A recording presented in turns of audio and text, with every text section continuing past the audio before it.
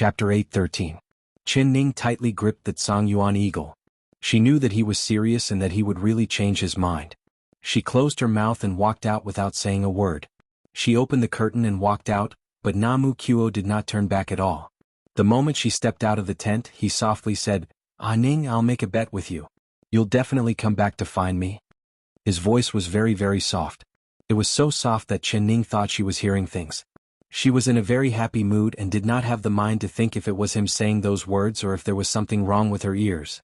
She jumped onto a horse that was tied to a tree, whipped the horse as if it was flying, and galloped back the way she came. The East Qin envoys all recognized who she was. Seeing her leave, they did not stop her because without the crown prince's orders, no one dared to make a move. The sky was very dark and it was already close to midnight. There were few stars in the night sky and the light was dim, making it hard to see the road. But Qin Ning rode the horse very fast. Everything in front of her was beautiful, bright, and colorful. That happy feeling filled her chest. She could not wait to return to the capital city. She wanted to see Mo Chuan. She could not wait a moment longer. After waiting for so long and suffering for so long, she finally got her wish. She was free. She finally got rid of the status of the Dingyuan princess and it was like throwing off a shackle. She felt her body relax and she had reached an agreement with Namu Kuo. He had finally let her go. Qin Ning took a deep breath and even the air was filled with the refreshing feeling of freedom. Her lips were curled up and a smile covered her face. She was the only one riding on the road. The horse's hooves hit the road, creating a clear sound that broke the silence of the night. When the sky was getting brighter, she finally arrived at the 10-mile-long pavilion. When she saw the little pavilion bathed in the morning light, she was so excited that tears almost came out. She was back, she was finally back. But very quickly, the smile on her face froze. The horse's steps also slowed down. The pavilion was empty, there was not a single person in sight. Qin Ning rubbed her eyes and looked around again. The pavilion was still empty on all sides. What happened? Why wasn't Mo Chuan here? She had clearly made an agreement with him that they would meet here, but where was he? Why wasn't he here? Qin Ning's heart sank. She knew that Mo Chuan did not appear because something must have happened. Otherwise, even if the sky fell, he would still be here waiting for her. She jumped off the horse and walked step by step towards the pavilion. Entering the little pavilion, she looked all around her. There was no one. Gusts of cold wind blew from all directions. She couldn't help but shiver. That joy had already disappeared, and at the same time, a deep worry surfaced in her heart. Mo Chuan. She raised her voice. Although she knew that no one would answer her, she still cried out. A voice in her heart told her that something must have happened to him. Something must have happened. Ning her. She heard a familiar voice from behind her. Hallucination, she must be hallucinating.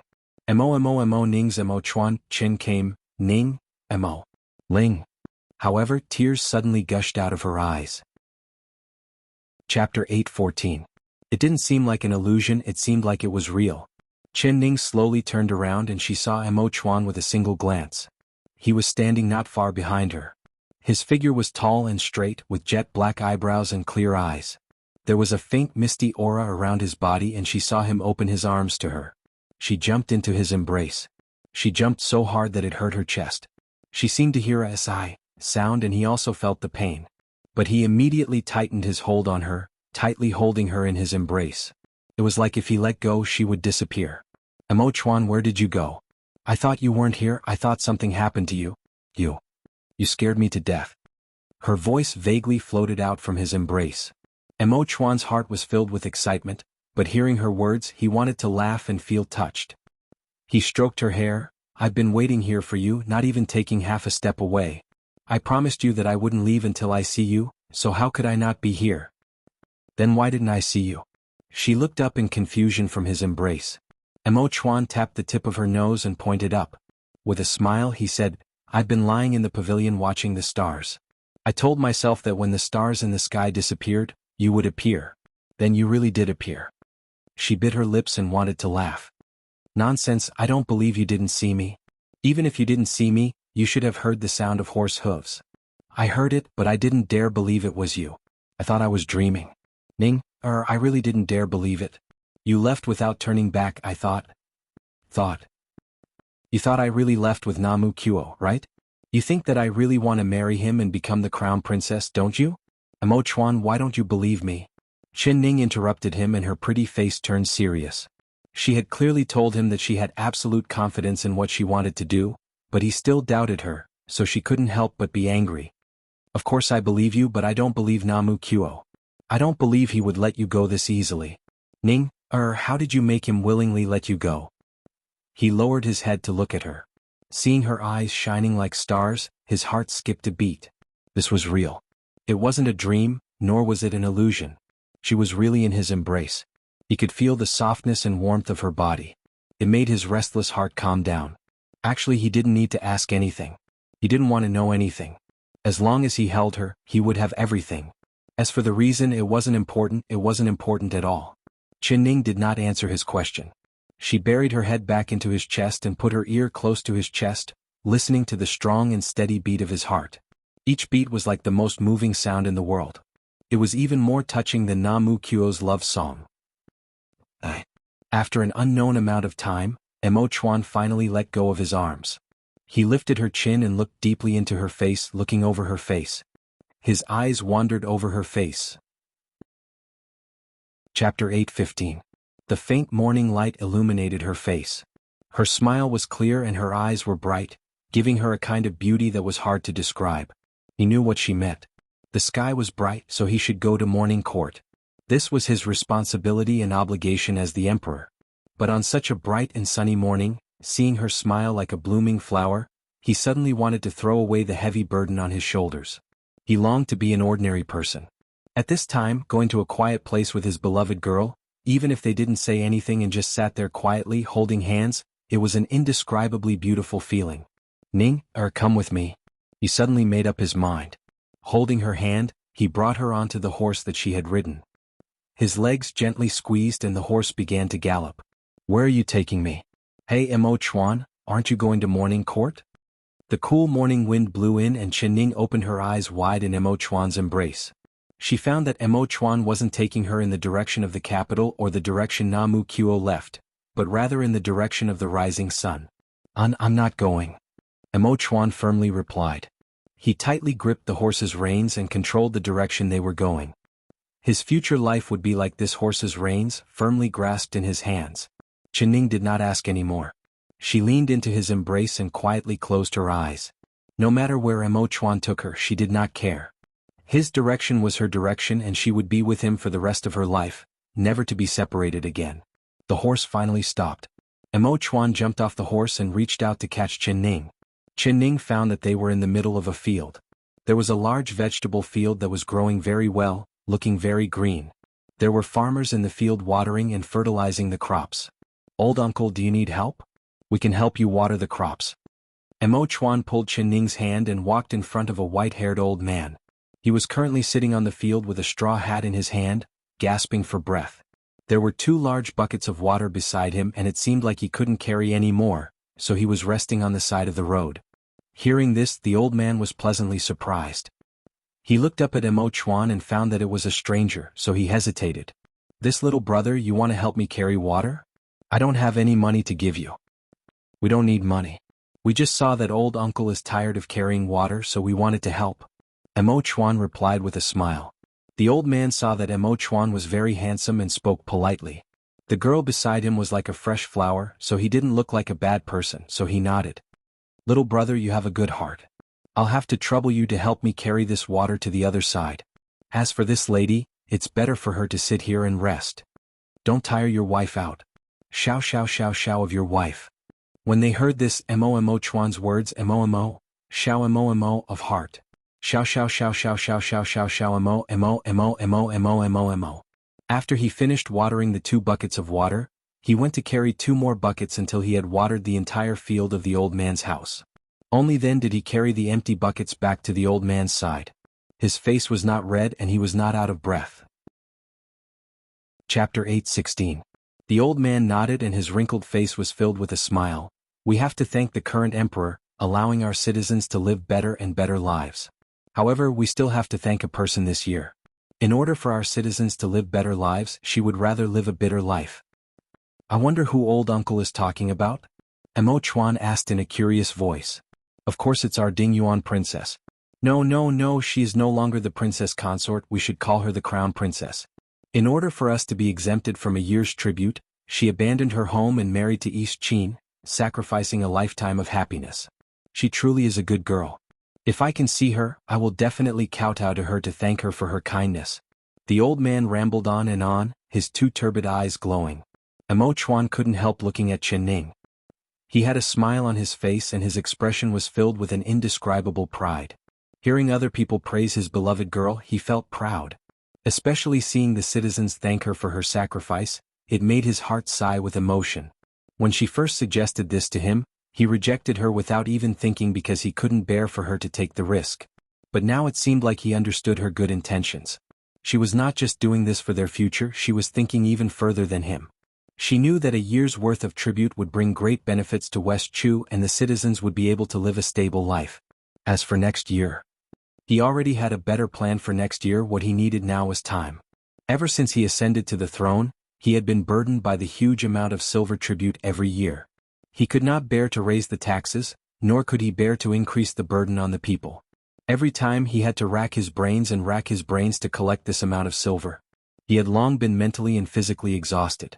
Now that she had given West Chu a full year of breathing space, with this year of preparation he could rest and then show off his skills.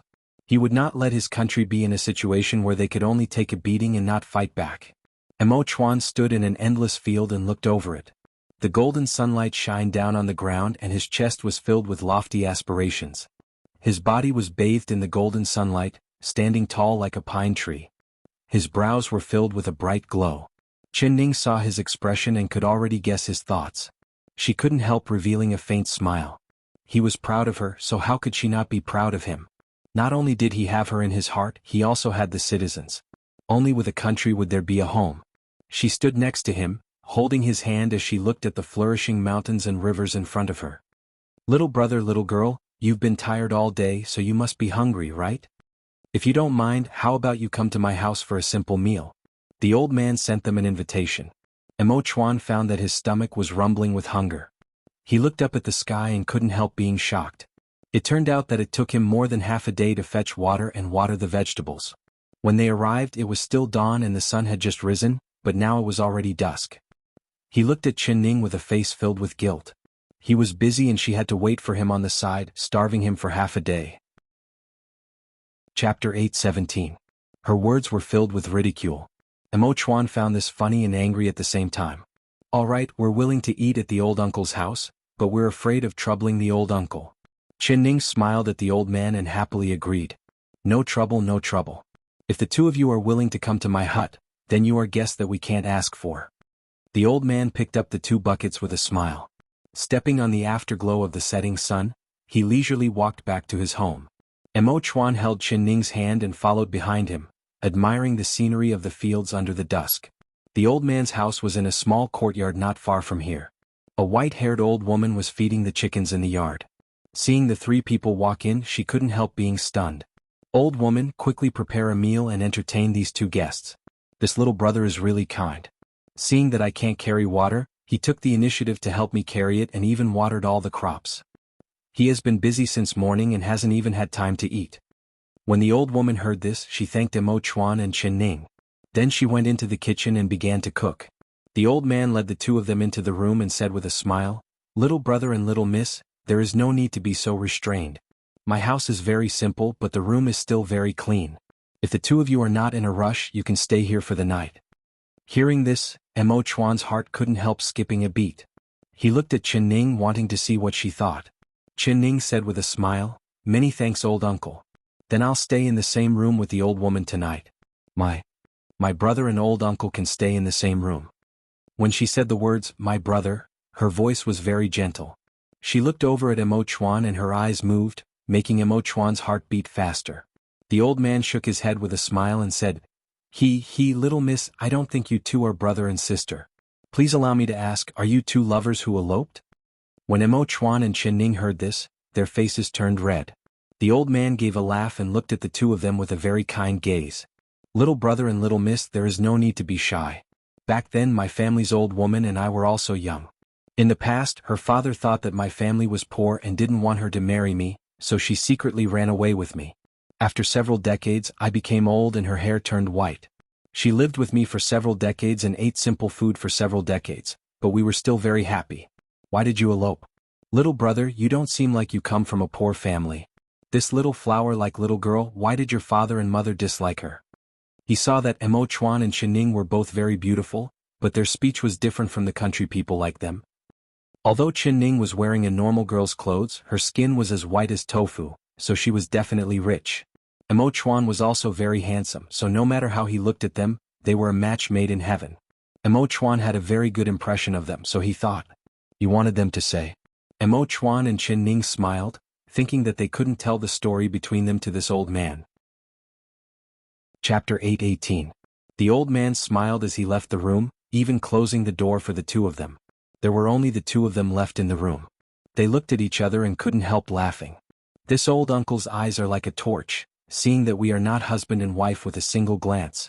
I am very curious, why did he say that we are lovers and not husband and wife? Mo Chuan asked in a puzzled voice. He did not expect her to answer, but he had a question in his heart, so he casually asked it. Chen Ning said with a smile, this old man is old and has a lot of experience, of course he can see that husband and wife and lovers are different. What's the difference? Ning, do you know? Why don't you tell me? Her cheeks turned slightly red and she revealed a shy look as she stared at him. I don't know either. Actually, she naturally knew. There was naturally a different meaning between lovers and husband and wife. Because they hadn't tied the knot yet, they were extremely affectionate, and every gaze they looked at each other was filled with affection. Although they were extremely attached to each other, they carried a complicated state of mind that was filled with worry and joy for the future. It could only be understood and could not be explained. So, she could feel it but she could not explain it to Mo Chuan. Ning, can you guess why I brought you here? Mo Chuan took a step forward and held her hand, looking at her as he spoke. She said with a smile, let me guess. You must have eaten too much of the royal palace's fish and meat, so you want to eat the common people's porridge and plain rice, right? She was in a good mood, so she couldn't help joking with him. You little girl, you actually dare to make fun of this one? Aren't you afraid of this one cutting off your head? Mo Chuan found it funny in his stomach, but he pretended to be angry on his face. He put on a serious face and reached out to grab her. I don't dare make fun of the Emperor. Sir Emperor, please forgive me, I won't dare do it again. She laughed and crawled under his arm. You can avoid death, but you can't escape punishment. This one wants to spank your butt. As soon as he reached back, he had already wrapped his arms around her slender waist. He lifted her up and placed her on the bed. Raising his hand, he looked like he was about to slap her. All right, hit me. She revealed a clear smile, not showing any fear at all. How could I bear to hit you? Ning, you don't know how much I missed you. He lowered his head and used his lips to block her laughter. He deeply kissed her, sending all of his longing to her. She raised her arm and wrapped it around his neck. The two of them embraced and kissed. They were immersed in the joy and passion of their reunion, completely forgetting everything around them. In the courtyard, the old man and the old woman were killing a chicken and skinning its feathers. When they heard the intimate laughter of the two people in the room, they couldn't help but smile. They both recalled that when they were young they used to be like this pair of lovers, with endless words of love. However, they were not as bold as this pair of lovers. They actually dared to pretend to be the emperor. TSK, sure enough, the new generation surpassed the old. They were old and could not be as bold and unrestrained as the young people. Listening and listening, the room suddenly became silent. The old man and the old woman looked at each of them. The granny's wrinkled face suddenly revealed an embarrassed smile, and the old man immediately understood. Chapter 8:19. It was said to be a simple meal, but the old man and the old woman had prepared a sumptuous meal. They had slaughtered a chicken in their yard and cooked a large pot of chicken soup, releasing a fragrant smell. There were also several farm dishes that were colorful and pleasing to the eye, making people want to eat them. Mo Chuan picked up his chopsticks and stared at a dish on the table. He asked, "Old woman, what is this dish? I've never seen it before." He lived in the royal palace, living a luxurious life, eating countless delicacies in the world, but facing a normal farm table dish, he was filled with surprise. The old uncle and the old woman were stunned. When they were about to reply, Chen Ning had already said, "You don't recognize this dish? This dish has a very nice sounding name." "What nice sounding name?" Mo Chuan turned to look at her. She replied in a serious voice, "This dish is called, gold inlaid white jade plate red beaked green parrot brother." Mo Chuan repeated, Gold inlaid white jade plate, red-beaked green parrot brother? This name was indeed special and pleasant to listen to. Moreover, it looked more and more like this dish. The white jade plate thing had a golden glow on the four sides and a snow-white center. Wasn't this the gold inlaid white jade plate? As for the red-beaked green parrot brother, it was a vegetable. With its red roots and emerald green leaves, it really did look like a green parrot with a red beak.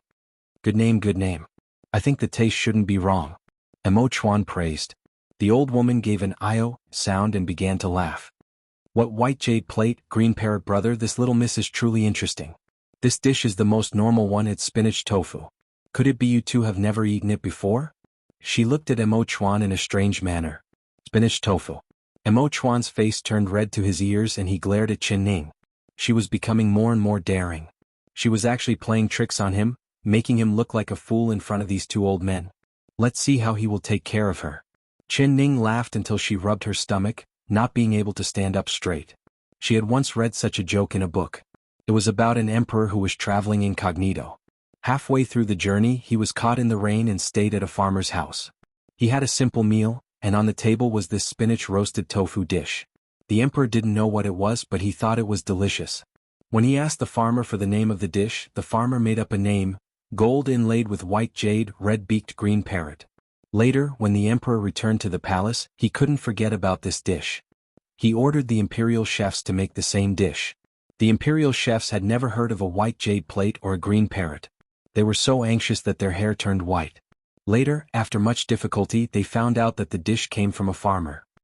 They invited the farmer into the palace to make this dish. The emperor saw that the dish was exactly the same as the one he had eaten before and was extremely happy. However, after taking a bite, he revealed a look of disappointment and refused to take a second bite. Because the taste of this dish was ordinary, he didn't know that he was hungry at that time, so he took this simple peasant dish as the most delicious delicacy in the world. Qin Ning had thought that this was just a joke, but she never thought that this kind of thing would actually happen in front of her. Thinking of Emo Chuan's believing expression, she laughed until her stomach hurt. Chapter 820. Qin Ning felt the pain and let out an "io" sound. She raised her hand, but she didn't notice that the old woman was bringing a bowl of chicken soup in front of her. When she raised her hand, the old woman couldn't hold the bowl properly and the soup spilled out, splashing onto her dress. I'm sorry. It's all this old woman's clumsy hands that dirted little Miss clothes. I'll help you clean it up. The old woman quickly apologized and then took a handkerchief to wipe it on her dress. It's fine, old woman, it's fine. It's just a bit of soup, it's fine. Qin Ning stopped her with a smile. The old woman still had an apologetic look on her face as her hands continued to work. She inadvertently raised her elbow and knocked over the bowl of soup in the old man's hand. The soup spilled onto Emo Chuan's clothes, instantly soaking them. You old woman, why are you always so careless? You've dirted the clothes of these two guests. The old man revealed a serious expression. The old woman had a look of panic as she pulled Qin Ning's hand and said, Little miss, don't blame this old woman. How about this? I still have some clothes I wore when I was young. If you don't mind, how about I bring you to change into them? Qin Ning said with a smile, Old woman, it's really fine. The old woman was very persistent. She pulled Qin Ning's hand to the room on the side, but after taking 2 steps, she turned around. Old man, what are you sitting there in a daze for? Quickly take out the clothes you wore when you were young and help this little brother change into them. The old man nodded and then apologized to Emo Chuan. Emo Chuan didn't want to change clothes, but he loved cleanliness. Wearing these wet and greasy clothes made him feel very uncomfortable, so he followed the old man into another room. The old man rummaged through the suitcase and finally took out a piece of clothing for Emo Chuan. Little brother, you can wear this. The other clothes have been eaten by insects, only this one is still intact. When Emo Chuan saw this, he didn't know whether to laugh or cry. This was actually a large red robe. The style was simple and it looked like it had been worn for decades, but the color was still as bright as new. He had never worn such a bright color before, so he hesitated for a moment. As the emperor, he most often wore bright yellow robes, but he had a deep and introverted personality, so he usually liked black and dark colors. Suddenly wearing a red robe at this time, he found it hard to accept. Little brother, do you dislike my old and dirty clothes and don't want to wear them? The old man saw that he wasn't changing, so he revealed a look of displeasure. Of course not. Emo Chuan thought that Ning would laugh at him after he put it on, since he was already used to being teased by her. He took off his dirty robe and changed into the bright red robe. Although it was a little short, it fit him well. The bright red color made him look even more handsome and outstanding. "Little brother, you look much more handsome in this dress than when I wore it back then." The old man sighed and led Emo Chuan out of the room. Who would have thought that Chen Ning would also be walking out of the room at this time? She and Emo Chuan looked up and saw that the other person had changed clothes. They were both stunned and their faces turned red at the same time. This was because Chen Ning was also wearing a bright red dress, but the hem and sleeves of the dress were embroidered with delicate patterns, making it look like a wedding dress. Chapter 821. Similar, very similar. "Old woman, this seems to be the red wedding dress you wore to marry me in the past, right?" "That's right, you're giving this little brother the same wedding robe you wore to the wedding ceremony, right?" The old man and the old woman laughed together, making Emo Chuan and Chen Ning feel both happy and shy. "Little brother and little wife, you two eloped, but you haven't married yet, right? If you want to live together, it's best if you do it first. There's chicken and wine here as well as 2 red candles. There's no time like the present, you can just do it here. Once you're married and have a child, the little wife will bring the child back to her parents' home. Even if her parents aren't willing, they will still agree to your marriage. What do you say, all right?" The old woman enthusiastically held Chen Ning's hand, smiling so much that she couldn't close her mouth. Chen Ning's face was as red as a peach blossom in March. Her eyes sparkled as she smiled at Emo Chuan and said with a smile, "All right." Emo Chuan's heart skipped a beat, almost jumping out of his chest. He stared at Chen Ning. Although he loved the red color on her face, he was still stunned by her boldness. What did she mean? She wouldn't really want to marry him in this simple and crude farmhouse, would she? After the wedding ceremony, it would be the nuptial chambers. He already saw the 2 red candles in front of the hall. The flames were jumping around just like his heart, not beating in a regular rhythm at all. "Aha, it's still the little wife who speaks so straightforwardly, not acting like other girls. This old woman was also as straightforward as you in the past. Hey little brother, your little lover has already agreed to marry you, so say something. Are you willing to take her as your wife?" The old woman asked Emo Chuan with a smile. Of course he was willing. But in front of 2 outsiders, Emo Chuan was too embarrassed to say anything. The old woman's face sunk and she said in an unhappy voice, "You're still hesitating at this time, I don't think you're sincere. If you don't like this little wife, why did you elope with her? Since you ran away with her and you don't want to take her as your wife, what do you mean by that? Could it be you just want to play with her?" This old woman will be the first one to disagree. "If you don't want to marry her, there are many good young men in our village. They are healthy, strong and good at farming. Little wife, believe me, I will definitely choose the best young man to be your husband." Chen Ning was very happy hearing this. She bit her lips to stop herself from laughing. She looked at Emo Chuan and said with a nod, "All right, many thanks old woman." The veins on Emo Chuan's forehead popped out. He forcefully stared at Chen Ning.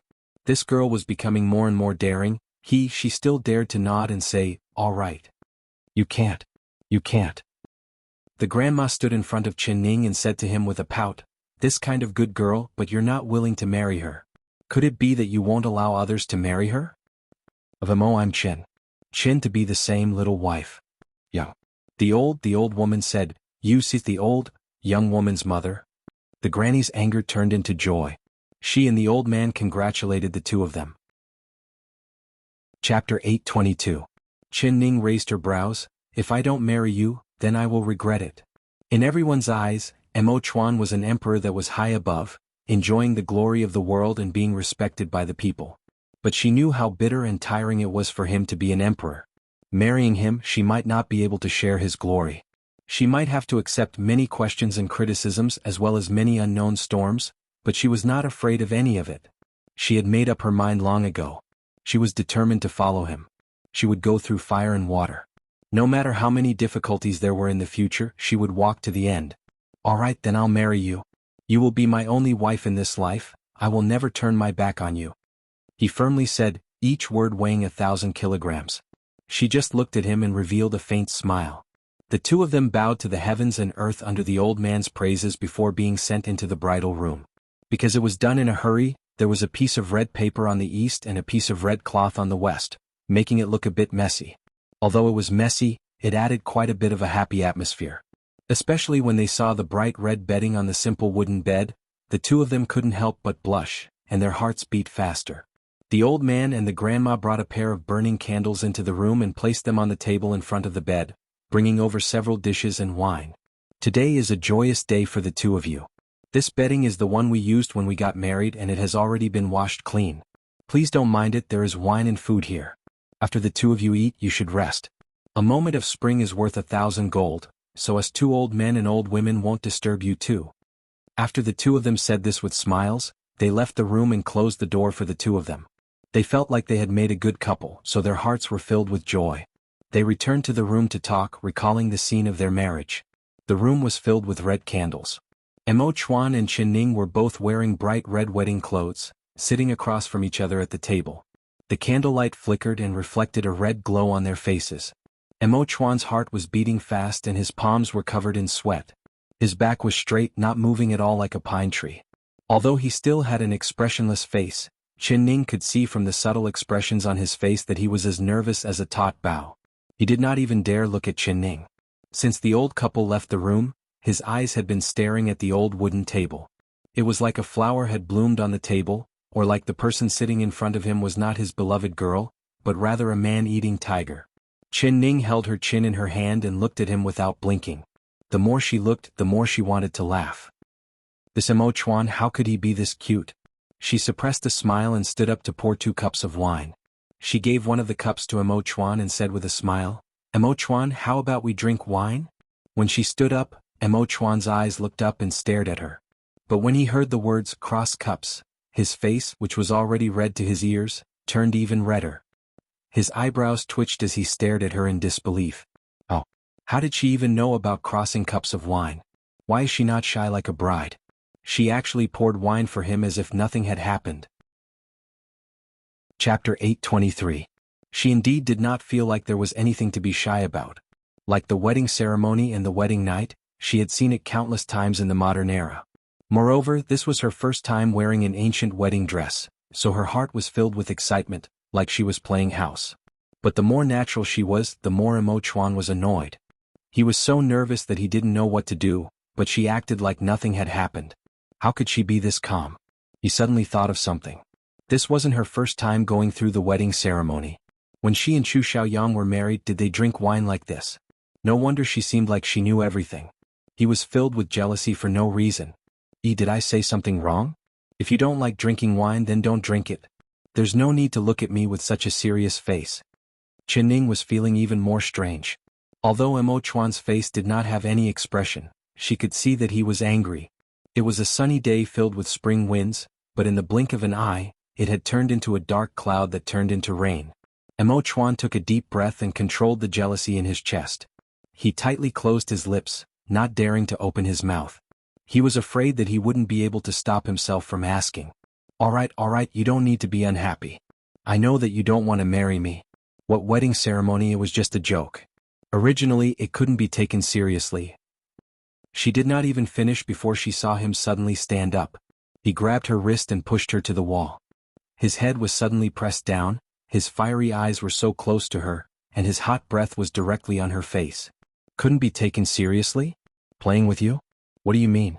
You're not serious at all, are you? You're just joking with me, aren't you? His teeth were grinding and he looked like he was going to devour her. Although there were only 4 people present when they bowed to the heaven and earth, it was unknown just how serious and sincere he was. He treated this simple ceremony with such importance and seriousness, but she had casually said that he was playing with her. She didn't take it seriously at all. If he thought about what she had just said, she was just playing with him. He was a man, how could he accept this? Mo Chuan, when did I say I wasn't serious or that I was playing with you? Don't wrongly accuse me. Also, why are you so fierce to me? Is it because we bowed to the heaven and earth and you think I'm yours so you can be fierce to me like this? She bit her lips and revealed an innocent expression. Her large eyes blinked as she looked at him, making his angry heart unknowingly soften.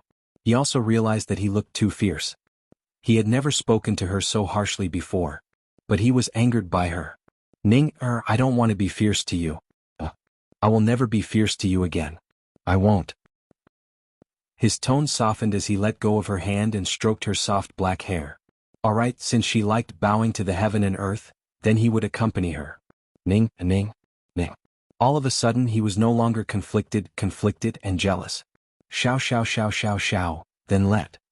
He returned to the table and picked up the wine glasses. He gave one to her, put his arm around hers, raised the glass and drained it. Chapter 8:24. Emo Chuan suddenly let go, no longer being tense and no longer being nervous. There really wasn't anything to be nervous about because he could see that she was still a child. She felt that bowing to the heaven and earth was very interesting and fun, so she pulled him into this game. But it was just a game and it wasn't real. When he thought about how his heart was about to jump out of his chest, he found it very funny. Only a fool like him would take her words as the truth. But even if he knew that she was just playing, he would still take each step seriously. He couldn't let her down, he wanted to make her smile happily. His change was just too fast, it was like he was a completely different person. Even though Ning was an expert in micro-expressions, she still couldn't see why Emo Chuan had become like this. She raised her wine cup and was in deep thought when Emo Chuan suddenly said, "If you don't like drinking wine this way, then you can drink it in another way." "What way?" As soon as she asked this, he took her wine cup and drank it in one gulp. Then he lowered his head and kissed her lips. He held her face in his hands, making it impossible for her to move away, to flinch, until she swallowed the wine. "Now that we've crossed cups of wine, what's next?" He let go of her and his dark and deep eyes looked at her without blinking. There was a faint flame in his eyes. Her face was like a rosy red cloud. Although it was only a small cup of wine, it had already dyed her face red and made her heart intoxicated. This Emo Chuan, he always liked to use this kind of method. But she liked it. Next. Of course it's the nuptial chambers. Her face was red as she deliberately said this. She wanted to see him embarrassed, nervous and shy. Nuptial chambers? All right. Emo Chuan immediately picked her up and walked over to the red bed without any hesitation. Her heart was beating fast. She never thought that he would be this bold and direct. Why wasn't his face red or shy at all? Could it be that men had all turned into wild beasts at this time? She suddenly felt a bit afraid and shy. Then she couldn't help feeling nervous. He placed her down on the bed. She suddenly knit her brows and softly cried out, "It hurts." There was something on her body that was hurting her back. He immediately picked her up again and opened the red blanket. He found that there was a layer of red dates, peanuts, longans and other dried fruits under it. No wonder it hurt her. "Why are you doing this on the bed? Is that grandma trying to harm us?" Emo Chuan said in a strange voice. "Of course not." Ning couldn't help rolling her eyes at him. "You don't even know this? During weddings, these are placed under the wedding bed for good luck." "What good luck?" Emo Chuan asked. He really didn't understand. These were some of the customs of marriage among the common people. He was always buried in the affairs of the country and didn't care about these small things. "That's right, give birth to a child soon." She chuckled. He understood and his handsome face couldn't help turning red. "How do you know so much?" As he spoke, he waved his hand and swept all the dried fruits to the ground, not leaving a single one behind. Then he carefully put her down. I know a lot of interesting things. Do you want to hear them?" Chapter 8:25. Who would have thought that these words would poke the hornet's nest? Emo Chuan's chin tightened and his forehead kept jumping up and down. "Something very interesting? For example? Let's hear it." His voice was soft and his eyes were staring right at her. What was the most interesting thing in the nuptial chambers? She wouldn't be telling him how to go to the nuptial chambers, right? As long as she dared say a single word, he didn't mind letting her know how strong he was. For example. She turned her eyes and tried to think of interesting stories she had read, but the more nervous she was, the more she couldn't think of anything. Especially when Emo Chuan was this close to her. Although his body wasn't pressing down on her, his eyes were dark and filled with flickering flames. Those flames seemed like they could start a prairie fire. As long as she gave him a small hint, it would instantly ignite a raging fire between the two of them. Her throat was dry and her body began to sweat. She wanted to avoid his aggressive gaze, but she couldn't bear to. She liked the way he looked at her. It was so deep and intense, it made her heart melt. She began to feel intoxicated and the wine she drank began to ferment in her body. It made her feel like she was lying in the clouds, making everything seem unreal. "Emo Chuan, I." She looked at Emo Chuan who was leaning down. His arms were on both sides of her body and the candlelight cast his shadow on her. She could clearly see every minute expression on his face. His eyebrows were so dark and thick, his eyelashes long and dense, and his eyes were like bottomless pools of water. She swallowed all the words she wanted to say back into her stomach. "What do you want to say, Un?" He stared at her with dark eyes. Right now she was extremely beautiful. She was lying on the bright red quilt, and the dazzling red made her skin as white as snow. Her eyes were intoxicated, and there were stars flickering within them. Her lips were captivating red like a tempting fruit tempting him. He really wanted to take a bite. Let's go to the nuptial chambers. She suddenly steeled her heart and closed her eyes, blurting out. She finally said it. If they continued to look at each other ambiguously, she felt that her heart was going to jump out. Since they were already married, she had already decided to give herself to him completely. Since it would happen sooner or later, it was better to let it happen sooner. Pooh. Emo Chuan couldn't hold it in and spat out. His arm went limp, and his entire body fell heavily on her, causing her chest to feel a dull pain. Emo Chuan, you're hurting me. She knit her brows. His pectoral muscles were so strong that she almost vomited blood under them. Emo Chuan forcefully took in a breath before standing up from her body. His face was already red to his ears and his voice was hoarse when he spoke. You know what the nuptial chambers are? He stared at her. This was simply a torturous seductress. Did she have to take the initiative? Did she really know? He didn't know what the nuptial chambers were? Of course I don't know. She flinched under his aggressive gaze. Emo she knew. She wasn't a noble young lady from ancient times who was raised in a deep boudoir. Her pitiful knowledge of the boudoir came from her mother. Although she had no experience, she had read a lot of books. Chapter 8:26. But she did not dare say it out loud. This was because she suddenly thought of a book she had read before. A woman couldn't be too proactive or too direct at this time. She had to be shy and weak, and she had to be affectionate. Only like this would a man feel more pity for her. This is bad. Wasn't she being too passionate and proactive? No wonder Emo Chuan's expression was strange, changing between dark and clear. She blinked and suddenly realized. But she didn't know how to pretend to be shy and weak. What should she do? Hearing that she didn't know, Emo Chuan was finally satisfied. He was really afraid that she would say she knew. If she really knew, then he simply did not know what to do next. Since she didn't know, it was much easier. Then, let's go to the nuptial chambers now. Emo Chuan gave a low laugh. His handsome brows were tinged with a faint red, and his dark and deep eyes were like a deep pool that attracted her gaze, making her reluctant to blink. Close your eyes, he ordered. Her fiery gaze made his handsome face blush. His heart was about to jump out of his chest when she looked at him. If she continued to stare at him like this, he would not dare continue at all. Chen Ning's long eyelashes blinked and she obediently closed her eyes. Her heart was beating fast and it was filled with a faint expectation, as well as an inexplicable nervousness. Her palms were sweaty and her body was tense. Because she couldn't see with her eyes closed, her other senses were filled with inspiration. She felt that he was about to leave and couldn't help asking, "Where are you going?" Emo Chuan's voice was a bit hoarse, blowing out the candles. The 2 candles were just too bright. There were some things that he was too embarrassed to do under this kind of flickering light. You can't blow them out, these are the nuptial chambers candles. If they burn until the sun rises, it means that the couple will love each other until their hair turns white. If the nuptial chambers candles are extinguished, the couple won't be together forever. Her words were clear and logical, causing his body to stiffen. How did this girl know everything? He turned around and put down the curtain. The cloth curtain blocked the candlelight and the light was dimmed a little. Emo Chuan took a deep breath. When his heart wasn't beating so fast, he finally dared look at her lying beside him. Her jet black hair was like ink as it was draped over the red pillow. Her eyes were closed and her cheeks were filled with intoxication, making his heart that had just calmed down once again ripple. He slowly laid down beside her until their heads were side by side. He pulled the blanket over both of them and leaned over to give her a light kiss on her lips. All right, let's go to sleep. His breath was filled with the sweet scent of her body.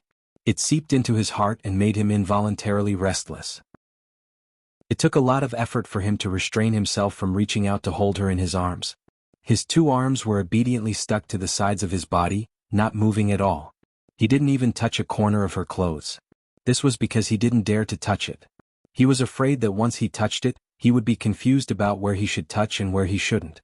To be able to lie on the same bed with her, sharing the same pillow and sleeping face to face to him, was already a scene that he had never dreamed of. If there was anything else, he didn't even dare think about it. As long as he opened his eyes now, he would be able to see her face that was even more beautiful than a begonia flower in front of him. He was so close to her that he could even smell her breath. He would definitely wake up from his dreams tonight. Chapter 827. Mo Chuan closed his eyes in satisfaction. Ning waited for a long time. She only received a gentle touch on her lips and then there was no more movement. Only when Mo Chuan's light breathing sounded out did she slowly open her eyes. Then she opened them wide in disbelief. He fell asleep? He actually fell asleep just like this?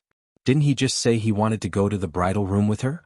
Could it be that the bridal room he was talking about was just sleeping? For a moment, Ning didn't know if she should be angry or find this funny. She really wanted to wake him up and ask him for an explanation, but before her hand could touch his shoulder, she took it back. Seeing his calm sleeping face, she was actually reluctant to disturb him. But she couldn't fall asleep, so she propped her chin on her hand and stared at him with her hair draping over her shoulders. She had never seen him this close before. The more she looked, the more she felt that not only was he handsome, even his sleeping appearance was very handsome. His hair was very black and thick. She held a lock of hair in her palm and suddenly thought of a story. The so-called married couple naturally had to tie their hair together. That's right. Her interest was immediately aroused. She took a lock of his hair, tied it with her own, and made a knot. But the hair of both of them was too smooth, and as soon as she let go, the knot fell apart. She was not convinced. She grabbed his hair and tied another knot, but it fell apart again. After trying several times without succeeding, she was a bit discouraged. Her eyes blinked and she suddenly slapped her forehead. She was really stupid. Tying the hair of a married couple referred to tying the hair of two people together with a red string. How could it be tied like this? After understanding this, she began to look around for a red thread, but she was lying on the bed right now, so where would there be a red thread? She suddenly thought that there would be a needle basket in the room and there would be a red thread inside. As long as she went out of the bed to look, she would definitely be able to find it. But Mo Chuan was sleeping on the outside and she didn't want to disturb him, so she opened the blanket and slowly moved to the end of the bed. She stepped over his leg and took a breath to get off the bed, but a large hand suddenly grabbed her ankle. "Girl, you're not sleeping, what do you want to do?" Mo Chuan pulled her and she fell onto him. His chest was firm and warm. It was very elastic, not hurting her at all. I want to get off the bed and find a red thread to tie our hair together." She looked up from his embrace and innocently blinked at him, suddenly coming to a realization. So you weren't sleeping at all. You were pretending to be asleep to trick me?" Mo Chuan's face couldn't help turning red. Could he not pretend to be asleep? Could it be that he really wanted to consummate his marriage with her? But she stayed by his side and didn't sleep. Her eyes were wide open, staring at him without blinking. Even though his eyes were closed, he almost blushed from her stare. When she finally stopped looking at him, she began to play with his hair again. As he pretended to be asleep, he heard her shaking her head and sighing from time to time. She grabbed his hair and refused to let go. He didn't know what she was up to, but he almost broke his cultivation. She finally stopped with great difficulty and wanted to escape from the bed. Mo Chuan couldn't keep pretending this time. It was hard for him to find her, so how could he let her run away again? He tightly hugged her with his arms and used a lot of strength. His dark and deep eyes looked right into hers. Chapter 828. I'm not leaving, I just want to find. Her words suddenly stopped. Mo Chuan suddenly raised his head and kissed her lips. Her eyes were wide open as she stared at him in a daze. Why did he just kiss her like this, not giving her any time to prepare? But then her heart began to beat rapidly. Had he already made up his mind and was preparing to consummate the marriage with her? The prelude to consummating the marriage began with a kiss. She closed her eyes and focused on this kiss. Her face was very red and her heart was beating very fast. Her soft as cotton body slowly heated up in his embrace. His breathing became rushed and his handsome face was covered in a layer of red. He only wanted to properly kiss her, but he gradually couldn't hold back. His kiss became hotter and hotter, already reaching an unstoppable momentum. He wanted to leave her, but he was reluctant.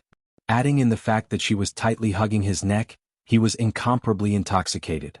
As the temperature rose, Mo Chuan felt like there was a flame burning in his body. So hot. He suddenly threw off the blanket and turned around while hugging her.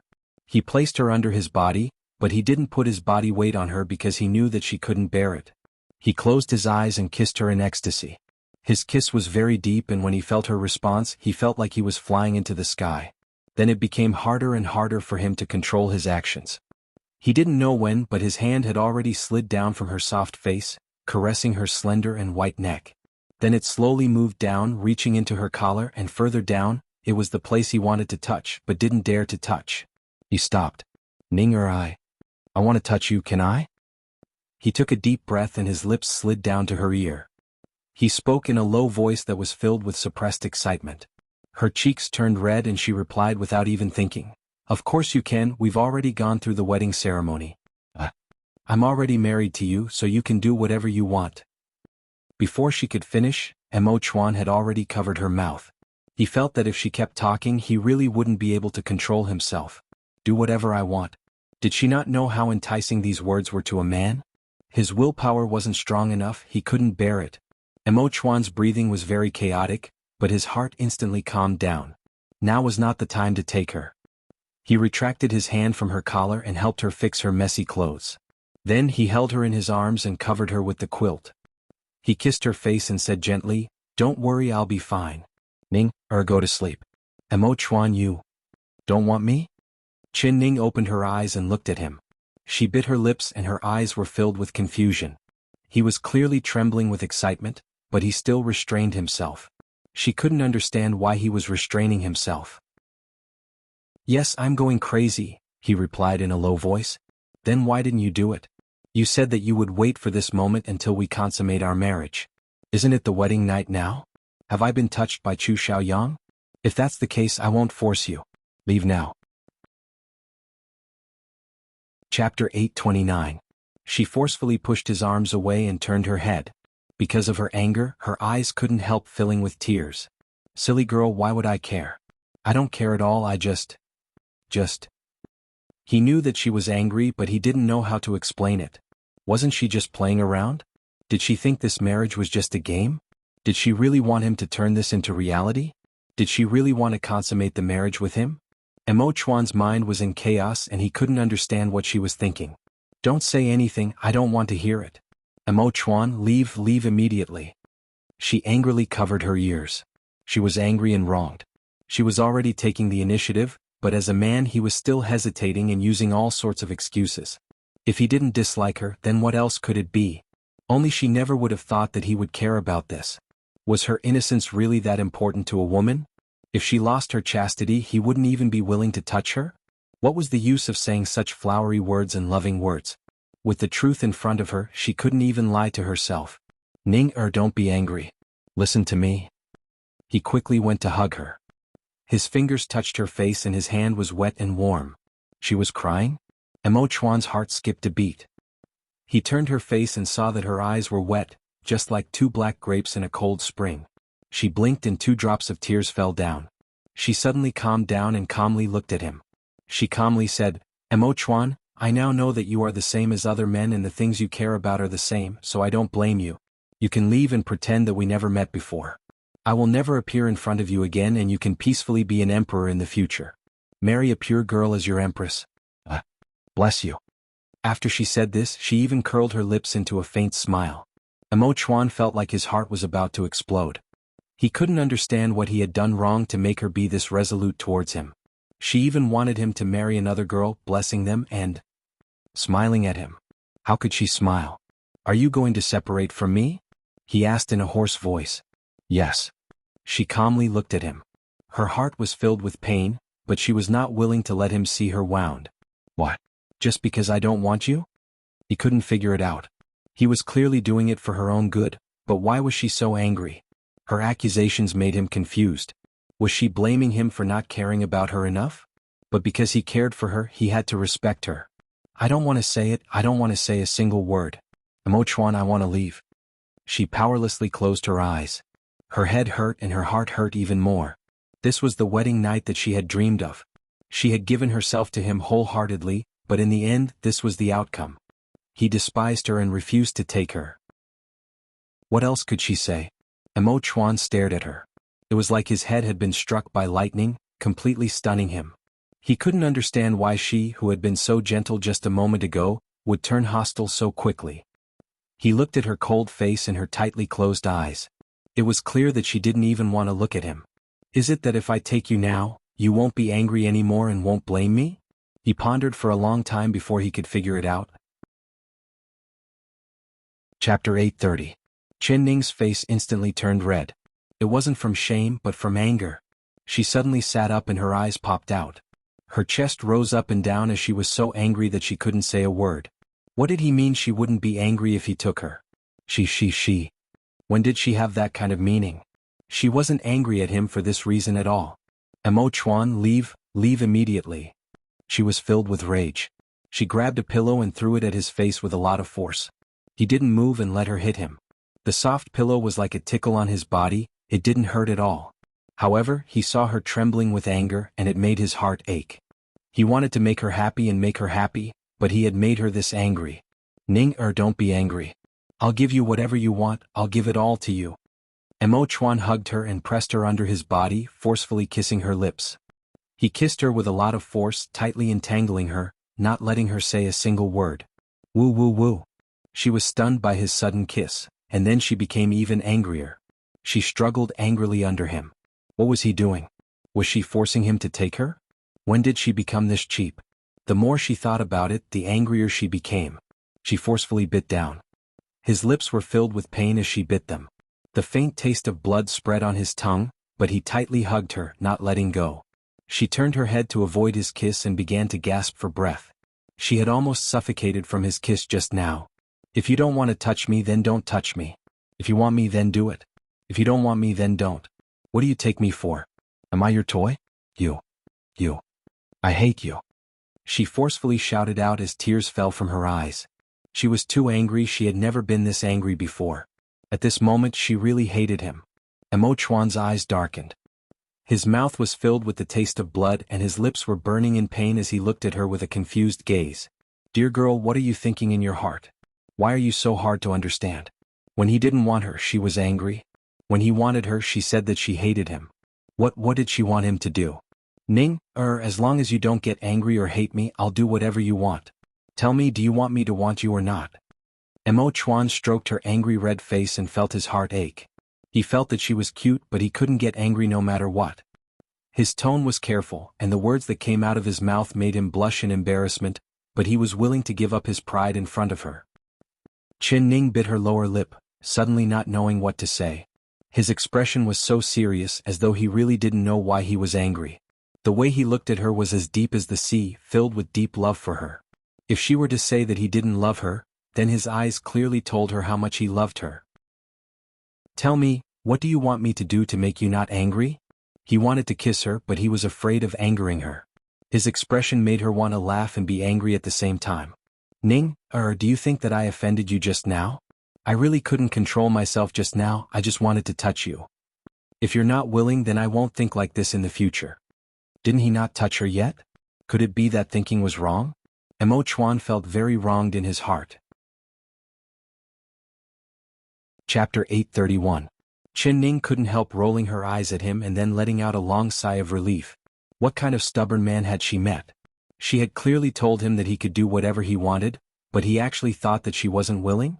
However, the anger in her heart dissipated in an instant, not a single trace of it was left. She could see that the reason Mo Chuan didn't continue wasn't because he didn't want her or because he despised her, but because he cared about her too much and respected her too much. He was afraid that he would offend her if he didn't follow the rules. But they had already been married, so why did he restrain himself from touching her?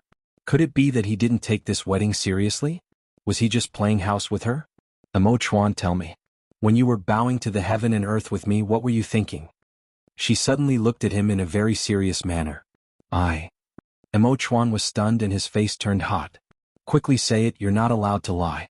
As long as you lie, I will see through it. He couldn't avoid it and could only answer, I was thinking at that time that it would be good if all of this was real. What do you mean it would be good if it was real? Could it be that you think bowing to the heaven and earth is a game? It's fake? You weren't serious at that time?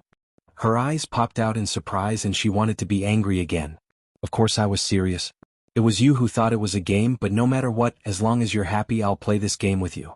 Do you want me to make it real? I really thought about it earlier. I really want to treat it as our wedding night. I want to share a bed with you, I want to grow old with you, I want to be a real husband and wife with you. His face turned red again. His voice was low, but every word was clear to her ears.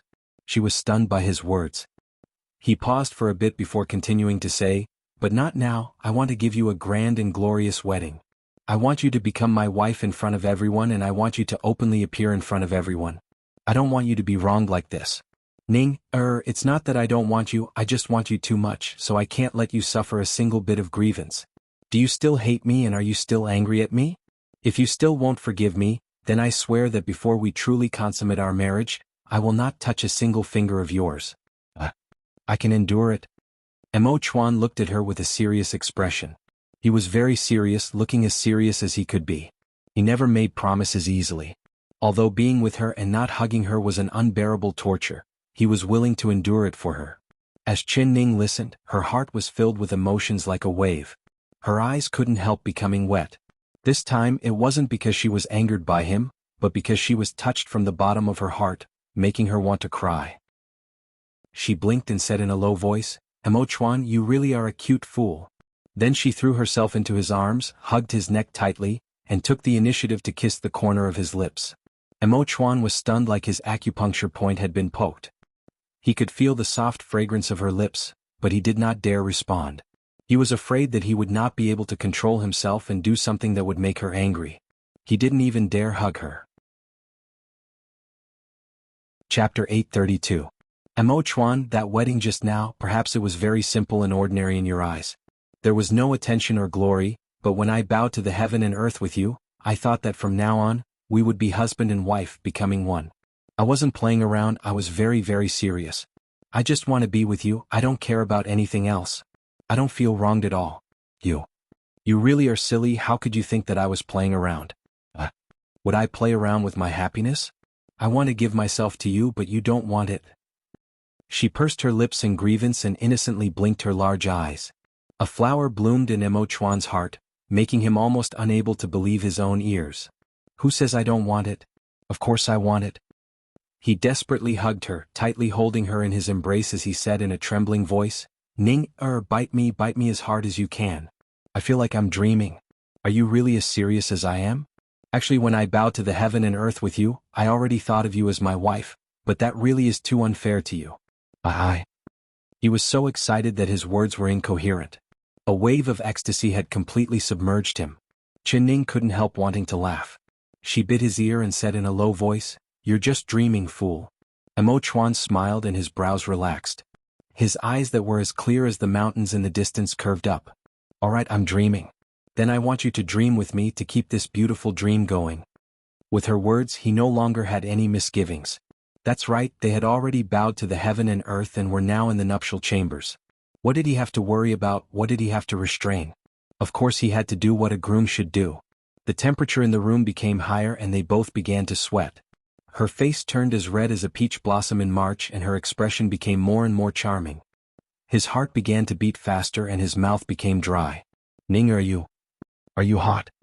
His voice trembled as he spoke. She seemed to know what he wanted to do. Her eyes looked down and she nodded.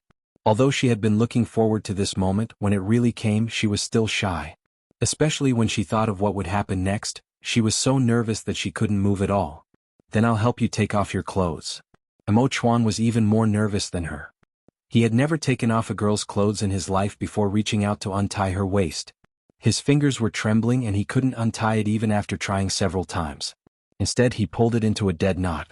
He was so nervous that he began to sweat, but the more anxious he was, the more he couldn't untie it. In the end the more anxious he became. Seeing his flustered appearance, she couldn't help but laugh. With a smile, she wasn't so nervous anymore. Especially when she saw him getting more and more nervous, she actually relaxed. He had more experience than her. Shao. He glared at her threateningly. His face turned red from her laughter. He was so nervous that he didn't know what to do, but she still laughed at him. I laugh, he said, Emosi. She held back her laughter and shut her mouth. She lazily laid on the bed and watched as his forehead was covered in sweat as he studied her dress. Chapter 833. At this time, how could he have the heart to study the mystery of the wedding dress? In a rush, he directly grabbed her clothes and pulled them down. Mo Chuan, this is the wedding dress that the mother-in-law wore.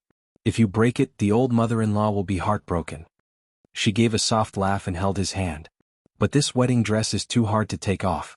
How about you teach me? I also don't know how. She looked up at him with a smile on her lips. This was personally put on by the mother-in-law. It's too complicated, I can't learn it. Mo Chuan's face instantly turned dark. What should he do?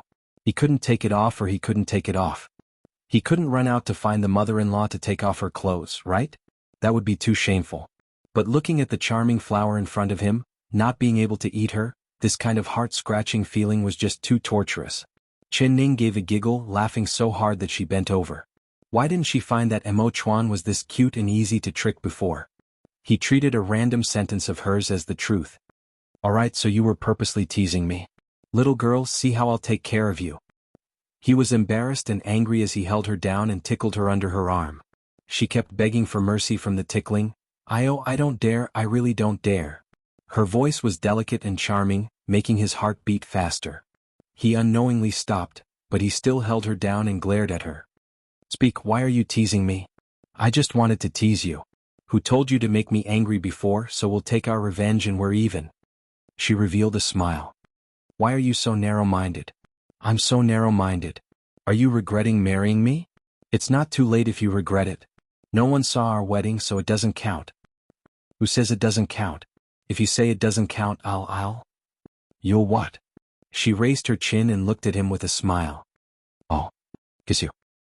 He lowered his head and kissed her lips. He slowly pushed her body down on the bed. He closed his eyes and kissed her with all his heart. This was a kiss without any impurities.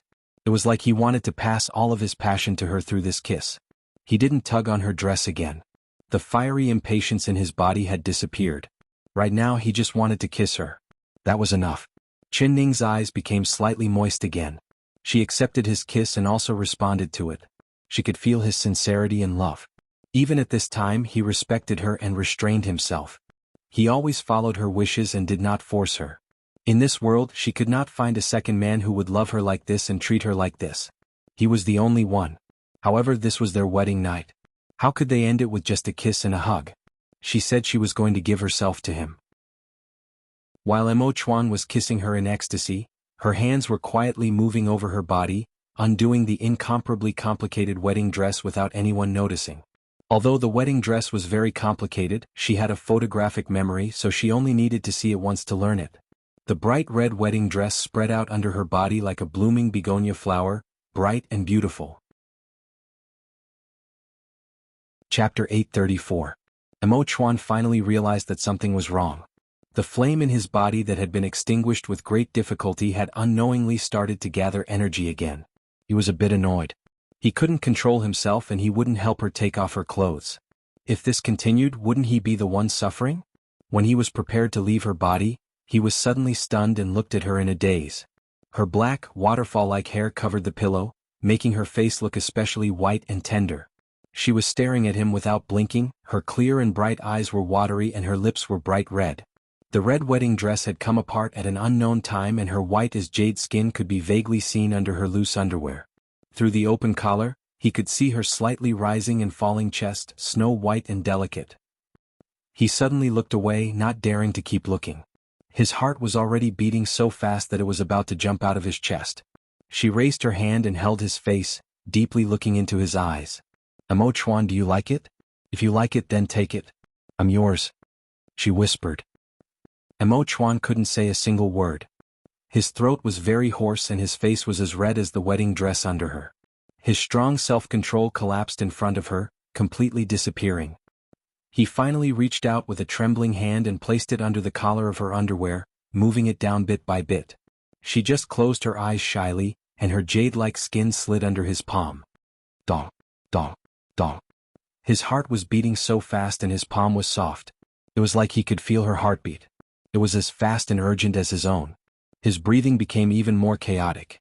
He never knew that her body could be so soft. It was as soft as a puddle of water and as delicate as silk, bringing with it a sense of warmth. It was as if he was in a trance, and the fire in his heart burned fiercer and fiercer. He wanted more and more. Their bodies were as hot as fire as they tightly hugged, kissed, and caressed. They were incomparably curious about each other's bodies and were filled with anticipation and nervousness about what was about to happen next. Mo Chuan's body was like a drawn bow. He had no experience at all and was just relying on his instincts. Sometimes he would accidentally hurt her when he used too much strength. She couldn't help knitting her brows and making a sigh sound. He would immediately stop and ask her, "Does it hurt?" He was this careful, holding her in his palm, not willing to let her feel pain. But she knew that a woman's first time always had to go through that tearing pain. Only then would she remember that he was her man, her only man. "I don't feel pain. If you want to do it, then do it boldly, don't worry about my feelings." She was panting as she whispered in his ear. He was taking care of her body like this, which made her feel embarrassed. She wasn't a delicate and fragile glass doll. How could she break with just a touch? Emo Chuan's body instantly froze. He took a deep breath and looked down at her. How could he not care about her feelings when doing such a thing? But he didn't have any experience. Emo Chuan's heart. Emo, he did his heart. But he really had no experience. He didn't know what to do to make her feel better. Chapter 835. There were quite a few old maids in the palace that were proficient in this area. Before the previous emperor's wedding, they would teach the emperor about this matter. But he had lived for 24 years and had always been pure, not having any interest in this matter at all. Not only did he not have an empress, he did not even have a single palace maid or concubine, making the old maids in charge of teaching him completely useless. If he had been enlightened earlier, he would not be at a loss like he was now. Large drops of sweat fell from his forehead and his body was as tense as a rock, ready to explode at any moment, but he did not dare do anything. Because her body was too soft, her skin was too tender. A light touch or pinch would leave an obvious mark on her tofu-like body. Her neck and chest were a patch of red and purple, which was a ghastly sight to behold. These were all marks left on her body after he lost control. How could he continue like this? "Ning, are you in a lot of pain?" His heart ached as he stroked her smooth skin. It was as soft as a feather, not daring to use any strength at all. "I don't feel any pain." Ning was a bit confused. He did not even get to the main topic, so how could she feel pain? She opened her eyes and met his eyes, which were filled with pity and tears. She was stunned. What was wrong with him? She followed his line of sight and couldn't help but jump in fright. Did she open a dye shop on her body? Red, purple, and blue? Then she understood. The body she had transmigrated into was simply made of tofu. It was unbelievably delicate. She had only been kissed and pinched a few times by him and she had become like this. "I really don't feel any pain, really? You can continue." She knew that his heart ached for her, but she really didn't feel any pain. Compared to the piercing pain that was coming, this didn't count for anything. Her heart ached for him. He had endured this hard, with large drops of sweat falling from his forehead, but he still hadn't reached the last step. He loved her this much, so she was willing to feel pain for him. "No." Emo Chuan took a deep breath and closed his eyes. He rolled off her body and fumbled around to cover her clothes, covering her snow-white skin. Then he covered her with the blanket before letting out a long sigh of relief. Emo Chuan took a deep breath and looked at Emo Chuan. Of course, he felt terrible without any relief, but he couldn't do it. "Emo Chuan, why are you so good to me?" Ning said in a soft voice. She leaned over and her black hair rested on his broad shoulder. Why did he suddenly give up halfway? She understood this better than anyone. Her heart was filled with emotions and her throat was choked up. She felt extremely ashamed. He had placed her on the tip of his heart, yet she had misunderstood him and was angry at him. She was too sorry for the love he had given her. Compared to his feelings, what she had done for him was far too little. "Silly girl, if I don't treat you well, then who should I treat well? Don't tell me you want me to treat your little girl Xiaoru well?" He gave a soft laugh and reached out to hug her. That wave of excitement had already passed, but he was still in the mood to joke around with her. "If you want to be good to her, that's exactly what I want," she said with a smile. Lying in his warm embrace, even if she didn't do anything, she would feel at ease. Chapter 836. How could I be jealous of Xiaoru? Are you trying to kill two birds with one stone? What kind of person do you think I am? Emo Chuan pinched the tip of her nose in punishment. Of course he did not dare use any strength, he just lightly touched it before taking his hand back. "Then how do you want to treat her well?" She blinked. "She's your maid, of course I want to treat her differently. Whatever she wants I can give her. I remember that your maid likes money a lot, right? She even gave me the name Lots of Money, Humph." Thinking of this ugly and tacky nickname, Emo Chuan's face turned dark. Ning began to giggle. "I think it suits you." Who told you to give 50 silver coins to a swindler without even looking at it? You're just a stupid person with a lot of money. Alright, you're making fun of this one. See how this one punishes you. He pretended to tickle her. She hugged his arm and said with a smile, Emperor's husband, please be lenient. Call me that last word. If it sounds good, this one will forgive you. Husband. She immediately changed her words and revealed a sweet smile. It made his heart itch like it was being brushed by a little feather. Call me that again. Husband. Call me that again. My husband, my husband, my husband. She looked at him with a smile, calling him affectionately. Listening to her, his heart melted. He covered her mouth. Don't call me that again. If you keep calling me that, I won't be able to hold it in. His forehead began to sweat. Qin Ning couldn't help smiling. Why was he so cute? Mo Chuan gritted his teeth as he stared at her. She was a little witch that stirred up trouble. She provoked him, but she didn't put out the fire for him. He felt that if he continued to lie beside her, he would suffer for the rest of the night. So he got up and prepared to sit on a nearby bench for the rest of the night. Who would have thought that she would jump into his embrace? Her soft arms wrapped around his waist, making his body stiffen again. Ning, stop messing around. If you keep bothering me, I'll do very bad things to you. He threatened. She thought, I want you to do very bad things to me, but you won't do it. Alright, do it. Don't say you don't dare. She deliberately provoked him. He really didn't dare.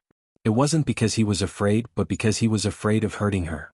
I knew that you wouldn't dare, she said with a giggle. If you provoke me again, I really won't care. His face darkened. She stuck out her tongue and said with a smile, I'm just joking with you. Mo Chuan, in order to give me the antidote last time, you consumed a large amount of internal energy. Have you been taking Dr. Zhang's medicine? How is your internal energy recovering?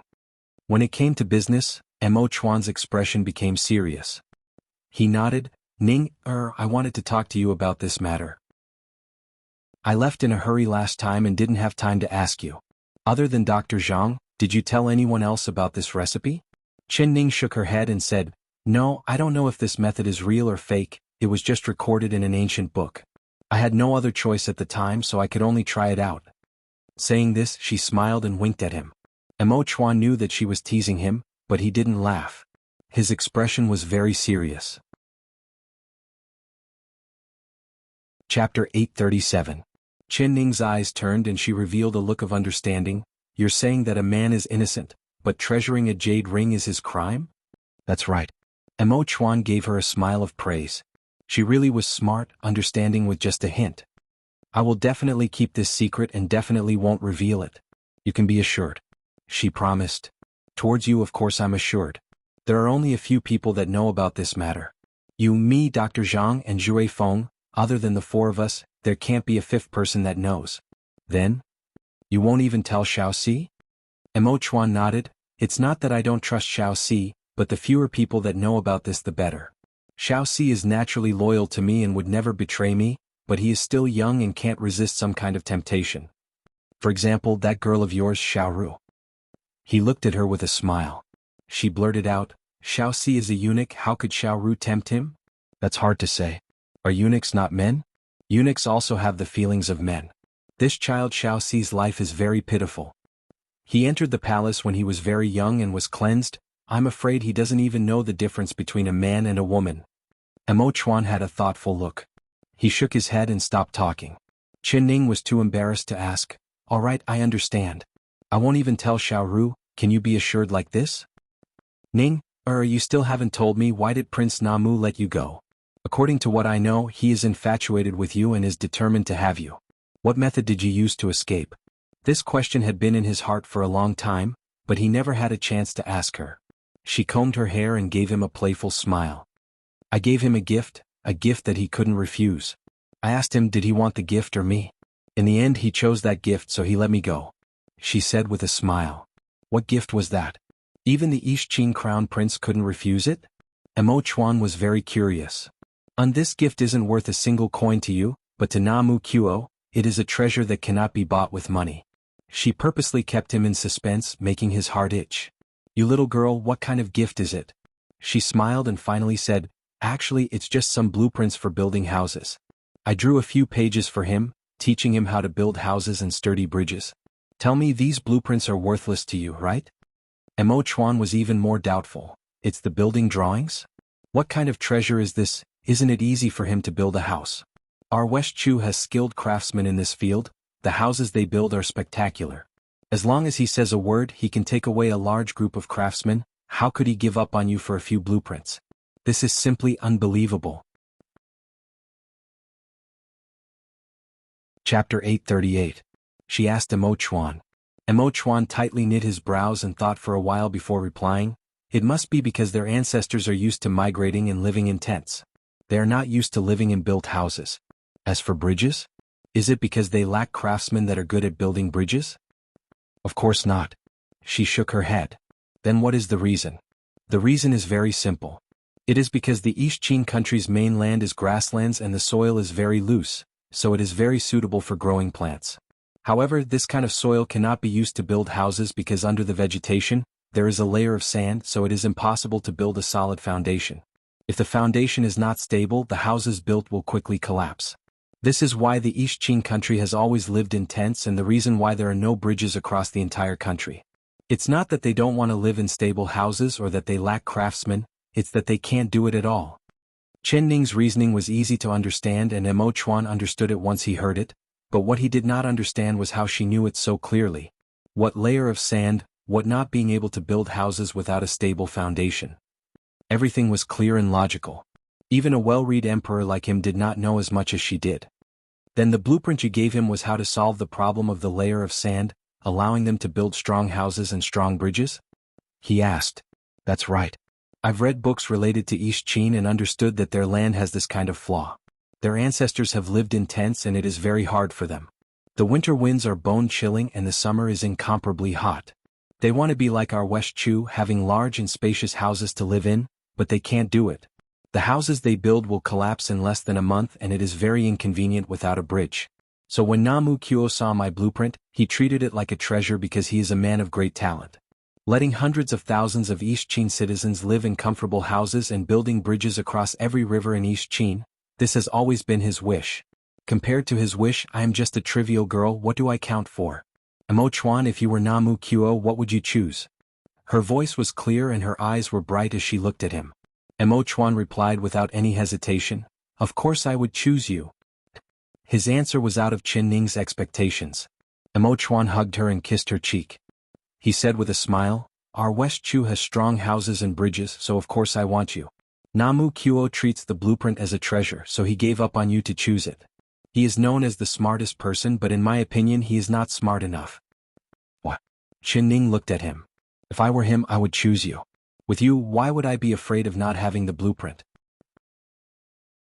She shook her head and said with a serious expression, because I told him that if he chose me, I would marry him, but he would never be able to obtain this blueprint from me. I am a man of my word. Namu Kuo is a smart person, he would not make the wrong choice. Mo Chuan took in a cold breath. If he chose you, would you really marry him? The muscles on his chin unknowingly tightened. Chapter 839. I'm afraid of losing you. His arms holding her tightened. She leaned her head against his shoulder and said in a low voice, you don't need to be afraid, I will never leave you because I have absolute confidence. Mo Chuan, you have to believe me, I never fight a battle I'm not confident in and I never take risks I shouldn't take. But this time, you are too daring and presumptuous, acting on your own. No matter what, you can't do this next time. He revealed a serious expression. If he didn't suppress her, he didn't know how this girl would act out of control. She had already made him worried this time, he could not endure this kind of torture again. Yes, Sir Husband, I don't dare anymore. She stuck out her tongue with a smile. As the two of them talked, her voice became lower and lower. Her starry eyes dimmed and her expression became tired. Finally she leaned against his chest and unknowingly fell asleep. She hadn't had a good rest these past few days and she could finally relax now. She had a sweet sleep, not even having a single dream. Mo Chuan looked at her blue eyes and his heart filled with pity. He gently placed her head against his chest, letting her sleep a bit more comfortably. Although he was just hugging her, his heart was already filled with peace and happiness. He said in his heart, no matter if others acknowledge last night's wedding or not, in my heart she is already my wife. I won't allow anyone to separate us. *, the emperor was missing. What Mo Chuan didn't know was that he had left the capital city for 2 days and 2 nights, causing a large amount of panic in the palace. Empress Dowager Zhou was like an ant on a hot pan, unable to sit still in the peaceful life palace. The people she sent out to investigate all reported back that they couldn't find the emperor's whereabouts. Every time she heard someone report back, her face would sink a bit. She had not closed her eyes in the past 2 days and her eyes were completely red. Her expression was haggard, looking like she would collapse at any moment if a gust of wind blew past her. Seeing this, Su Jin was filled with worry. Empress Dowager, you should sleep for a bit. When you wake up, perhaps the emperor will return to the palace. Su Jin, do you think the emperor? Could he have left with that girl? Empress Dowager Zhou grabbed Su Jin's hand. Her fingers were cold and trembling and her eyes were empty. She was most worried about this matter. Of course not. Su Jin was shocked and shook her head. Empress Dowager, you're thinking too much. The emperor is not an irresponsible person, he would not do this kind of reckless thing. Empress Dowager Zhou waved her hand to cut her off. She tiredly rubbed her forehead. How many reckless things he has done? Ever since he got to know that Shin family's young lady, he had never done anything with propriety. As she spoke, her anger flared up again and her head started to hurt. Su Jin quickly helped her sit in the chair. While helping her rub her temples, she raised her voice and shouted, quickly call the doctor and ask Dr. Zhang to come. Empress Dowager Su Su Su. Su Su of Su. Su Du de Su of Titu of Su. Of Su Emto Titu. Chapter 840. Truth? How can you be so sure that he is telling the truth? Although he is young, his heart is not small at all. He has been by the emperor's side since he was young, how could he not know what happened to the emperor? Su Jin, immediately send someone to bring Xiao Si into the palace for this widow. This widow will personally ask for the emperor's whereabouts. This widow does not believe that I can't pry open this dog servant's mouth. Empress Dowager Zhou was filled with anger. With a wave of her right hand, the teapot on the table fell to the ground, shattering into pieces. Empress Dowager, please calm your anger. This servant will send someone to find Xiao Si. Su Jin's expression was filled with fear, knowing that Empress Dowager Zhou was truly angry this time. She quickly went out to pass on the message, secretly breaking out in a cold sweat for Xiao Si. Seeing Empress Dowager Zhou's meaning, it seemed like she wanted to torture Xiao Si. Xiao Si, you can't blame the Empress Dowager. She can't find the emperor, so she can only vent her anger on you. Alas, your majesty, your majesty, where exactly have you gone to? I haven't seen you for 2 whole days and 2 nights. Could it be that you really eloped with Miss Shen? Su Jin's heart was in chaos, filled with worry. She ordered the guards to find Xiao Si. Thinking about it, she thought of another person by the emperor's side. It was the one that came and went like the wind, the hidden guard that was nowhere to be seen. His name was Zhui Feng. Although she rarely saw him, she knew of his name. His qigong was very high and he had an unparalleled skill, which was tracking. It said that there was no one in this world that could escape his pursuit. As long as that person was still alive, he would definitely be able to find them. But this Zhui Feng was like his name, coming and going without a trace. Where could she go to find him? Su Jin was at her wit's end when her eyes suddenly lit up. A white-haired old doctor came into the peaceful life palace. It was Dr. Zhang. But what caught her attention was not Dr. Zhang, but rather the gray-clothed youth behind Dr. Zhang who was helping him carry his medicine box. That gray-clothed youth had a very normal face. He wasn't tall or short, not fat or thin. If he stood on the street, no one would look at him twice.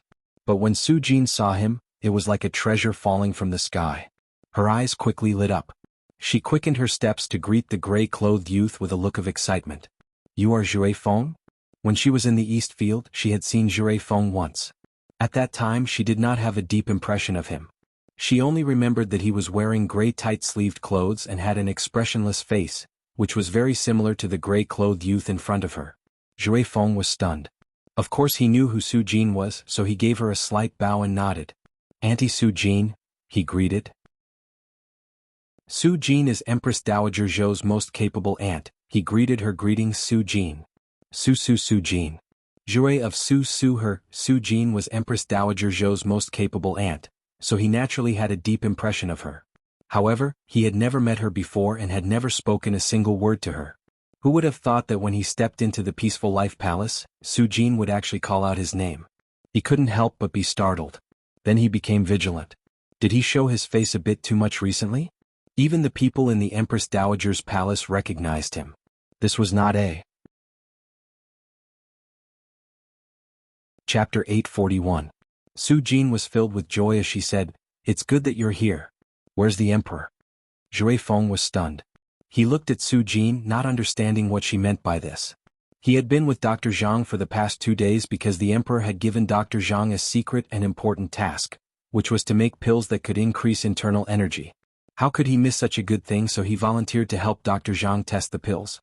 The emperor happily agreed and told him to protect Dr. Zhang, not allowing any accidents to happen to him. So he had been with Dr. Zhang for the past 2 days, staying together day and night, never leaving each other's side.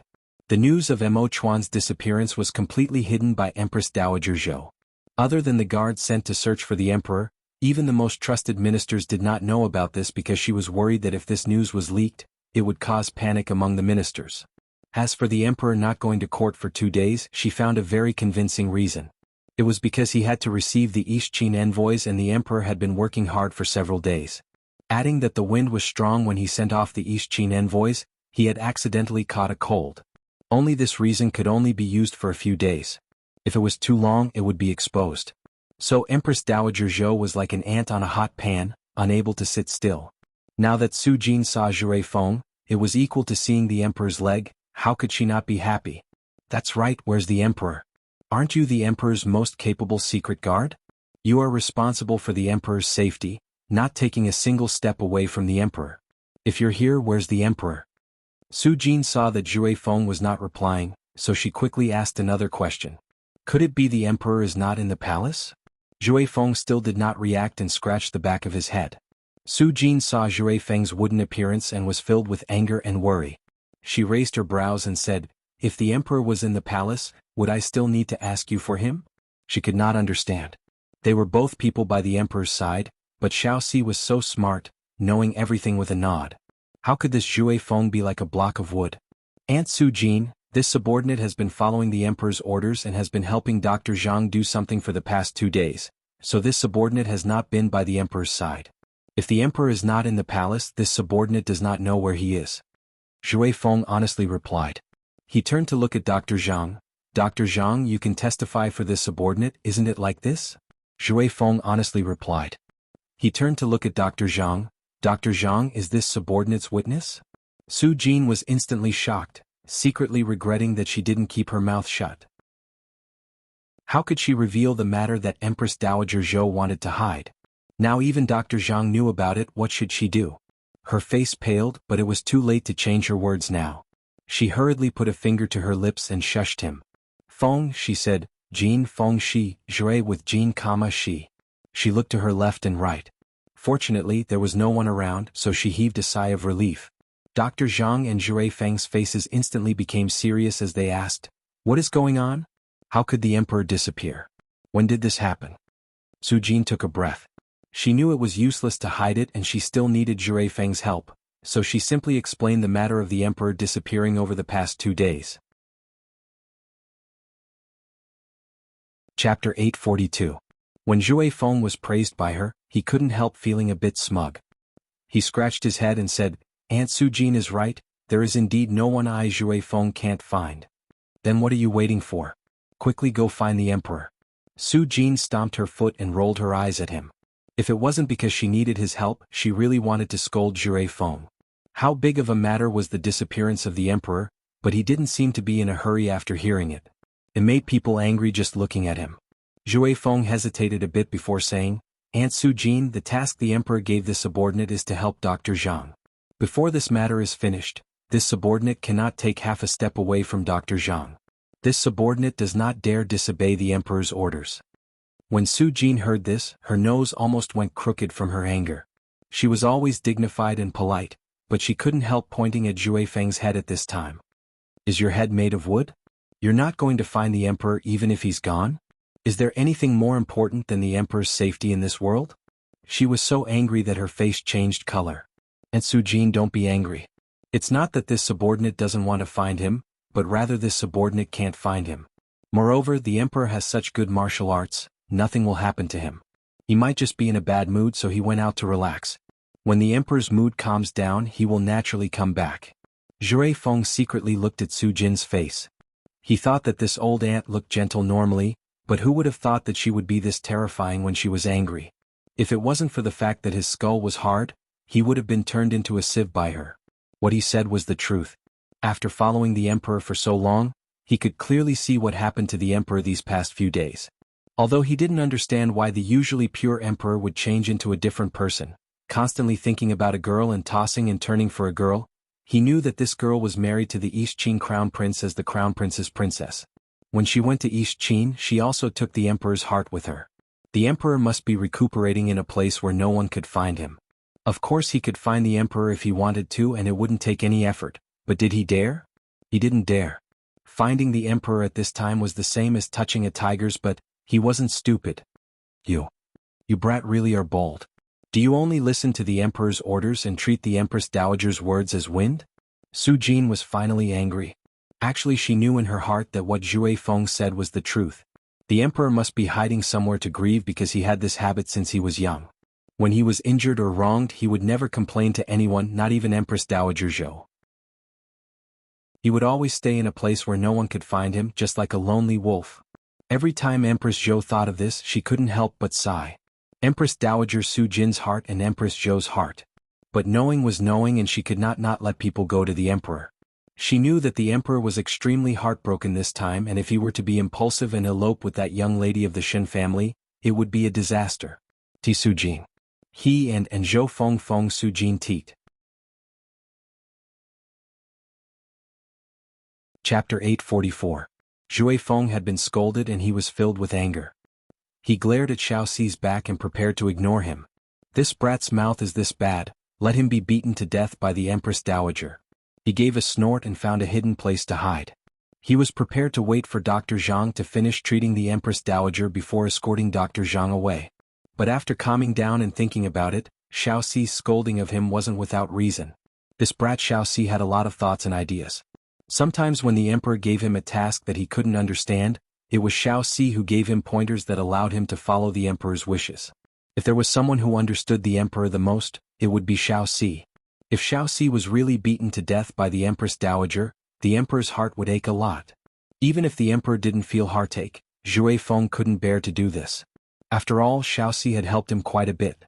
Forget it, he would go find the emperor and hope that the emperor would forgive him for Xiao Xi's sake.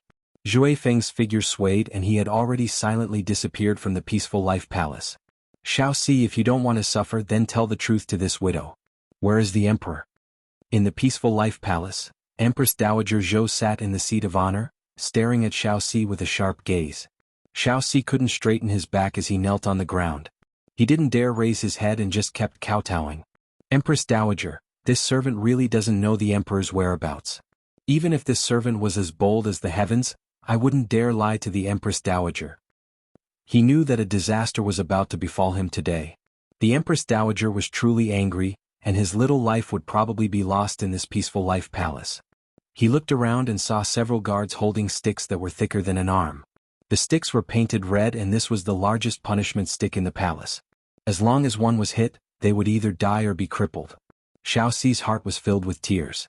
Emperor, oh Emperor, it's fine if you leave, but take this servant with you. The Empress Dowager wants to beat this servant to death, and when you return to the palace, you won't be able to see this Xiao Xi again. Very good, the dog slave refuses to speak. Guards, come and punish him. Empress Dowager Zhou's expression was calm, but she did not allow anyone to say anything. She even ignored Su Jin, who wanted to plead for Xiao Xi. She paused for a moment before continuing, if he doesn't speak, then beat him until he does. If he doesn't speak, then beat him to death. A few guards complied and dragged over a stool. They tied Xiao Xi onto it and raised the punishment stick. Xiao Xi was scared out of his wits and begged repeatedly. Empress Dowager, please spare my life. This servant really doesn't know the whereabouts of the emperor. Empress Dowager, for the sake of this servant serving His Majesty for so many years, even if I don't have any meritorious service, I still have hard work. Please be lenient. This servant's life is cheap. It doesn't matter if you kill this servant, but if the emperor comes back and doesn't see this servant, the emperor will definitely be sad. You are the emperor's mother, are you willing to let the emperor be sad? Although he was extremely afraid, he still tried his best to convince Empress Dowager Zhou. His mind was sharp and his mouth was sharp. These words were reasonable and it made Empress Dowager Zhou hesitate a bit. The guards responsible for the punishment looked at each other and felt that they couldn't do it. Chapter 845. Although they were acting on the Empress Dowager's orders, if they really killed Xiaoxi and the Emperor found out when he returned, the Empress Dowager was his mother and he wouldn't do anything to her, but they wouldn't be able to escape. If the Emperor was angered, having their heads removed from their necks would be a light punishment, but they were afraid that their families would be implicated as well. The guards raised their sticks but they didn't dare hit them. When Empress Dowager Zhou saw this, she was filled with rage as she forcefully slapped the table. Dog servant, your mouth is so crafty. The good emperor has been ruined by a servant like you. If it wasn't for you, the emperor wouldn't be like this today. Heavily beat this dog servant to death for this widow. When the emperor comes back, just wait to collect his corpse. This kind of useless servant, he can't do anything in this world, he will only drag the emperor down. Men, shut his mouth for this AI Jiao first, lest he spout nonsense again. What are you doing? You don't even listen to this widow's words? Why aren't you doing it? Xiaoxi secretly complained, knowing that Empress Dowager Zhou was taking her anger out on him. He had been beaten unjustly, he could only hope that when the emperor came back, he would still have a breath left to see the emperor one last time. The guard saw Empress Dowager Zhou give a death order and helplessly found a rag to cover Xiaoxi's mouth. Then they raised their sticks high up and hit Xiaoxi's butt, creating a pa-pa sound. 1-1-10. They counted as they hit him. Empress Dowager Zhou angrily said, "What are you counting for? Beat him to death." Su Jin wanted to advise her, but she didn't dare advise her. She secretly gave the guards a look, telling them to be lenient and not beat Xiaoxi to death. She knew that Xiaoxi's life and death were in the hands of these guards. The old people in the palace all knew that when these sticks were hit, it was like thunder and it was like a small rain. It looked like it was being hit, but the criminal would only suffer some flesh wounds and wouldn't suffer any broken bones or tendons. The most terrifying thing was the stun stick. It didn't make a sound, but the stick pierced into the flesh. With just a few hits, it could break bones and make a person vomit blood before dying. Actually, even if she didn't give the signal, the guards would still have this idea. So although they hit him several dozen times quickly, causing Xiaoxi's butt to bleed, he wasn't heavily injured. Only Su Jin knew the trick to using the stick. Empress Dowager Zhou had been in the palace for several decades, so how could she not know? She saw that although Xiaoxi's butt was red after several dozen hits, he was still full, so she became even more angry. You are all outwardly obeying. Do you think this widow can't see? If this dog servant can still breathe within 10 strikes of the rod, then you don't need to work in this palace anymore. When the guards heard this, how could they dare show any mercy? Although Xiaoxi's mouth was gagged, he still let out a pitiful howl from the pain. Empress Dowager, please don't. Su Jin's face turned white from fear. She quickly kneeled down on the ground and begged for mercy for Xiaoxi. Su Jin, if you say one more word for this dog servant, you will be punished with him. Don't blame this widow for not considering our relationship. Empress Dowager Zhou glared at her. Su Jin bit her lips, feeling anxious and irritated. She knew that Empress Dowager Zhou was venting her anger on Xiaoxi, but what crime did Xiaoxi have to suffer for the emperor? Chapter 846. The guards raised their sticks again. Su Jin had already closed her eyes, she couldn't bear to watch. Xiaoxi knew that he couldn't escape this disaster. Although his mouth was gagged, he still began to cry. Empress Dowager Zhou ignored him. Since she couldn't find the emperor, she just wanted to beat all these dog servants to death. Beat. She slapped the table again. The emperor has arrived. All of a sudden, a loud announcement came from outside the Peaceful Life Palace, causing the people in the room to be instantly stunned. Empress Dowager Zhou suddenly stood up and her sleeves knocked over the teacups on the table. She didn't feel anything as she grabbed Su Jin's hand, filled with surprise and joy. Did you hear? The emperor is here? Su Jin forcefully nodded. Yes, this servant heard. Empress Dowager, please sit, this servant will open the door. Xiaoxi was so excited that his body began to tremble. He was thinking, Emperor, you're finally here. If you were a step late, you wouldn't be able to see Xiaoxi. The guards looked at each other and quietly put down the sticks in their hands, taking a few steps back at the same time. With a ping sound, before Su Jin could even open the door, the 2 doors to the palace were already pushed open. A person with his back to the light was proudly standing in front of the door. His long eyebrows reached his temples and his eyes were cold and threatening. Everyone only saw the tall and straight bright yellow figure, and they immediately became spirited. Greetings to the Emperor. Other than Empress Dowager Zhou, everyone in the room fell to the ground. Their hearts were filled with joy and surprise as a large stone fell to the ground. Empress Dowager Zhou just stood there, staring at Emo Chuan without blinking. Her calm face had no expression. It was hard to tell if she was excited or angry. Your son greets mother. Emo Chuan walked into the room with large steps and bowed down to Empress Dowager Zhou. Empress Dowager Zhou slightly lowered her head and looked at the emperor kneeling in front of her. She calmly said, "Emperor, you're back?" When Emo Chuan gave an sound, Empress Dowager Zhou had already raised the dragon head cane in her hand and slammed it down on his back. Empress Dowager. Su Jin and everyone else was shocked. Empress Dowager Zhou pretended like she didn't hear it and forcefully slammed the cane down again. Emo Chuan did not dare use his internal energy to resist.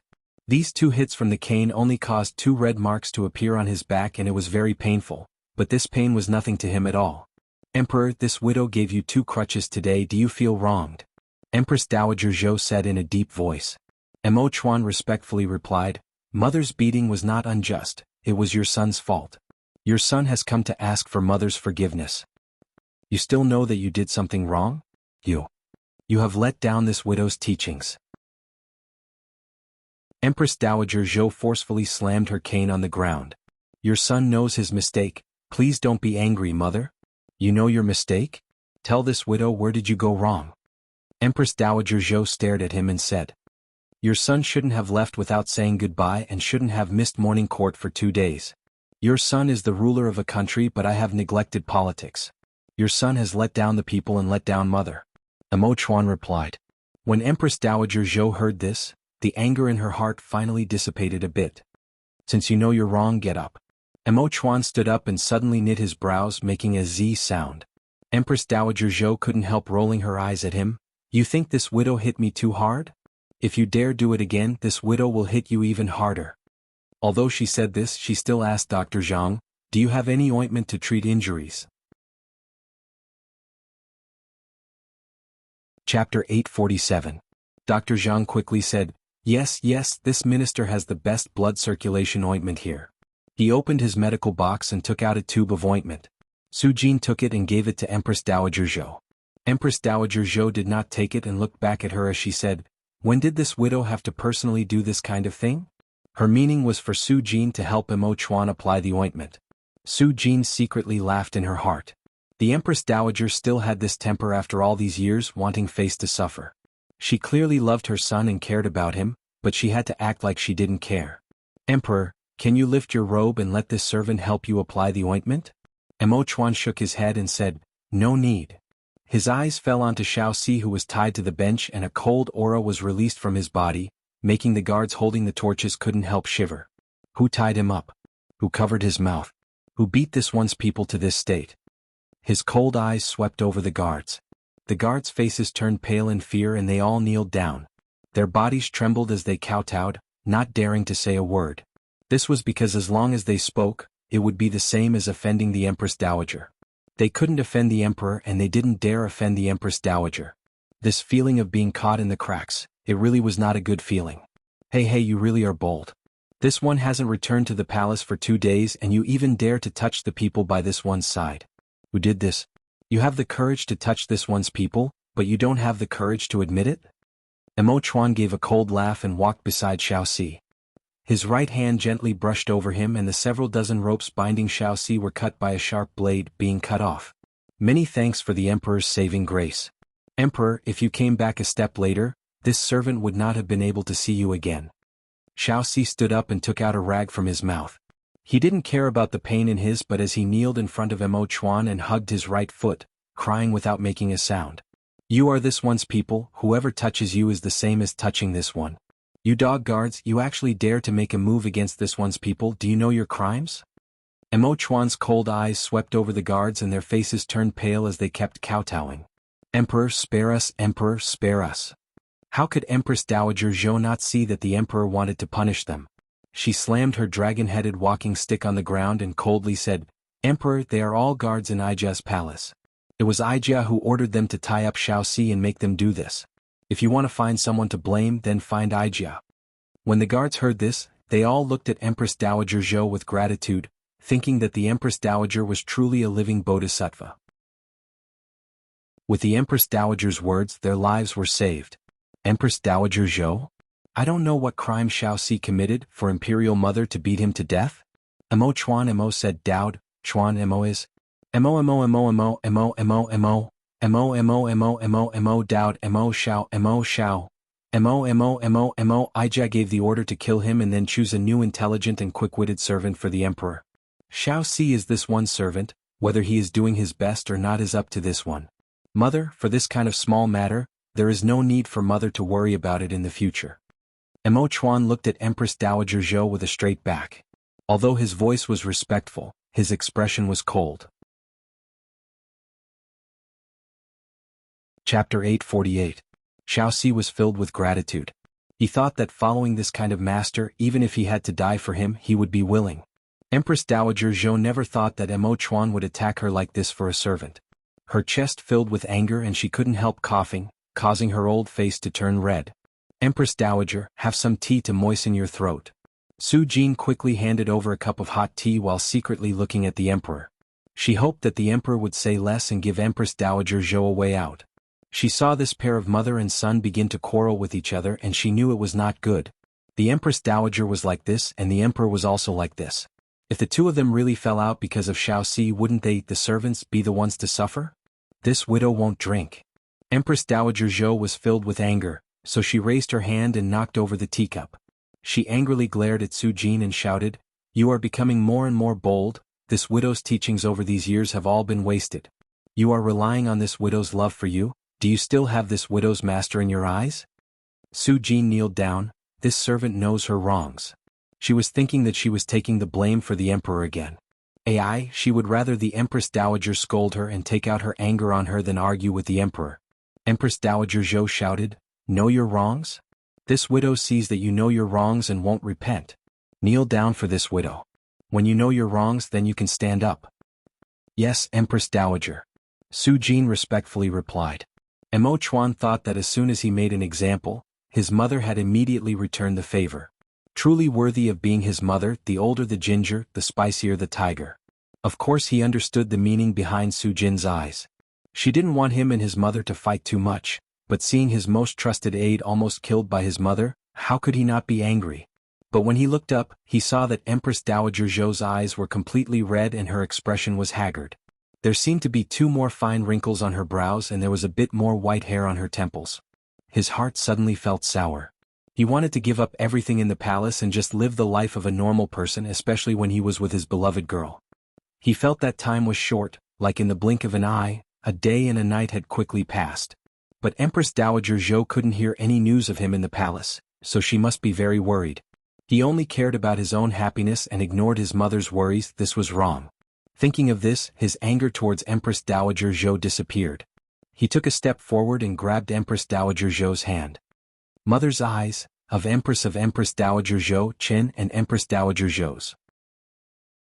Enough of help to be, your of with me, of you, of your of Dowager to rest? But she had a strong personality and didn't like to show her emotions. She just looked at Mo Chuan and gave a slight nod. Hand in hand, the mother and son walked into the inner room. See this, the heart they, Dowager Chin and his saw them all let. What they were most worried about was that when the immortals fought, the mortals would suffer. Now that they saw the emperor and the Empress Dowager getting along well, they were all happy for them. Chapter 849. Dr. Zhang, it's been hard on you. The Empress Dowager is fine now, so you can go back and rest. This servant will have Xiaoxi help you carry the medicine box. She gave Dr. Zhang's medicine box to Xiaoxi on the side and also placed the blood circulation ointment in his hand. Xiaoxi, is your injury all right? She asked. Many thanks, Aunt Su Jin, for asking for leniency for this servant. Aunt, if it wasn't for you, Xiaoxi would have been beaten to death by the Empress Dowager. This servant will never forget your kindness. Xiaoxi kneeled on the ground and kowtowed to Su Jin 3 times. Shoo, leave your coaxing skills for the emperor to hear. You little brat, your tongue is too smooth, no wonder the Empress Dowager is angry. Little fort, you have to be more honest in the future. Sometimes having too many thoughts isn't a good thing for you, do you understand? She sincerely said. Yes. Xiao Si will listen to Aunt's teachings. Xiao Si stood up and revealed a smile to Su Jin. It is still Aunt who treats this servant the best. Su Jin rolled her eyes at him. I don't know where that brat Jue Feng went. Help Dr. Zhang carry the medicine box and send this old man back. You can also have him take a look at the injury on your butt. You're truly thoughtful. Xiao Si spat out his tongue and his heart was filled with gratitude for Su Jin's good intentions. He had only been injured on the surface several dozen times before, but the last one was very fierce. That one hit had caused his butt to blossom and the pain had reached his bones, making it hard for him to even walk. Xiao Si, come with this old man. Dr. Zhang saw that there was nothing for him to do here, so he wanted to return to the palace as soon as possible. He still hadn't finished the task the emperor gave him. Xiao Si followed behind Dr. Zhang, limping away. Su Jin ordered several guards to move the torture tools out of the room and she also quietly left, closing the door. Her heart was thinking that the Empress Dowager and the Emperor mother and son had many things to say, so it was best if she didn't hear them. In the bedroom. Empress Dowager Zhou was quietly lying on the bed with a blanket covering her. Emo Chuan was sitting in front of the bed, gently massaging her legs. There was an incense burning in the censer in the room, emitting a faint and sweet smell that could calm one's heart. The mother and son did not say a word. Empress Dowager Zhou had her eyes closed like she was asleep, but Emo Chuan knew that she was not asleep. She still had things she wanted to say to him. He was not in a rush to speak and just silently waited. As he expected, after a while, Zhou Tairan closed her eyes and slowly spoke. Chuan, mother sent people to teach Xiaoxi a lesson and almost took his life. Are you blaming mother? There was only the mother and son here, so she didn't wrong. Empress Chuan I Mo Qin, there was only the mother and son. Mo I, dowager and was. And Chuan I Emo I Qin I have half. Mo Chuan's eyes lit up and revealed an intimate look. He rarely heard Empress Dowager Zhou speak to him with this kind of affection. Mo I king I Mo I, him. The. Xiao Mo. Xiao. Chapter 850. You only know how to feel sorry for Xiao Si, don't you feel sorry for mother? Empress Dowager Zhou suddenly opened her eyes and stared at Mo Chuan with eyes filled with anger. Of course your son feels sorry for mother. Your son knows what mother is worried about. If mother is willing, your son is willing to follow mother's wishes. Mo Chuan lowered his eyes and replied. Empress Dowager Zhou blinked, not understanding what her son's words meant. But following this she was filled with joy. She suddenly sat up on the bed and her eyes were filled with disbelief. Chuan, what did you say? Say what you just said again. She was excited and her voice slightly trembled. She grabbed Mo Chuan's hand and stared into his eyes. Mo Chuan looked up and said with a serious expression, your son isn't young anymore, your son wants to get married. You. What did you say? You want to get married? Empress Dowager Zhou almost did not dare believe her ears. She said in a trembling voice, Chuan, is what you said true? You wouldn't be saying this to make mother happy, right? She never would have dreamed that her son would change his mind in a single night. For her son's marriage, it was unknown how much she had worried about it, thinking about it day and night. But hearing her son suddenly say this, she did not dare believe it. Mother, your son is the emperor and his words carry weight. Does it look like your son is coaxing you?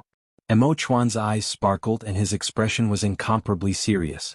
Empress Dowager Zhou couldn't help nodding. She could see that the emperor was very serious. This time, it was like she saw a golden phoenix fall from the sky and land on her body. Even if a golden phoenix really fell, she wouldn't be this happy. Almost immediately, she lifted the quilt covering her body and got out of bed.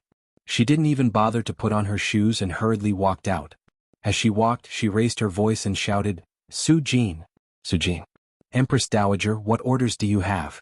Su Jin never thought that Empress Dowager Zhou would call her this quickly. She quickly pushed open the door and saw Empress Dowager Zhou walking out of the room barefooted.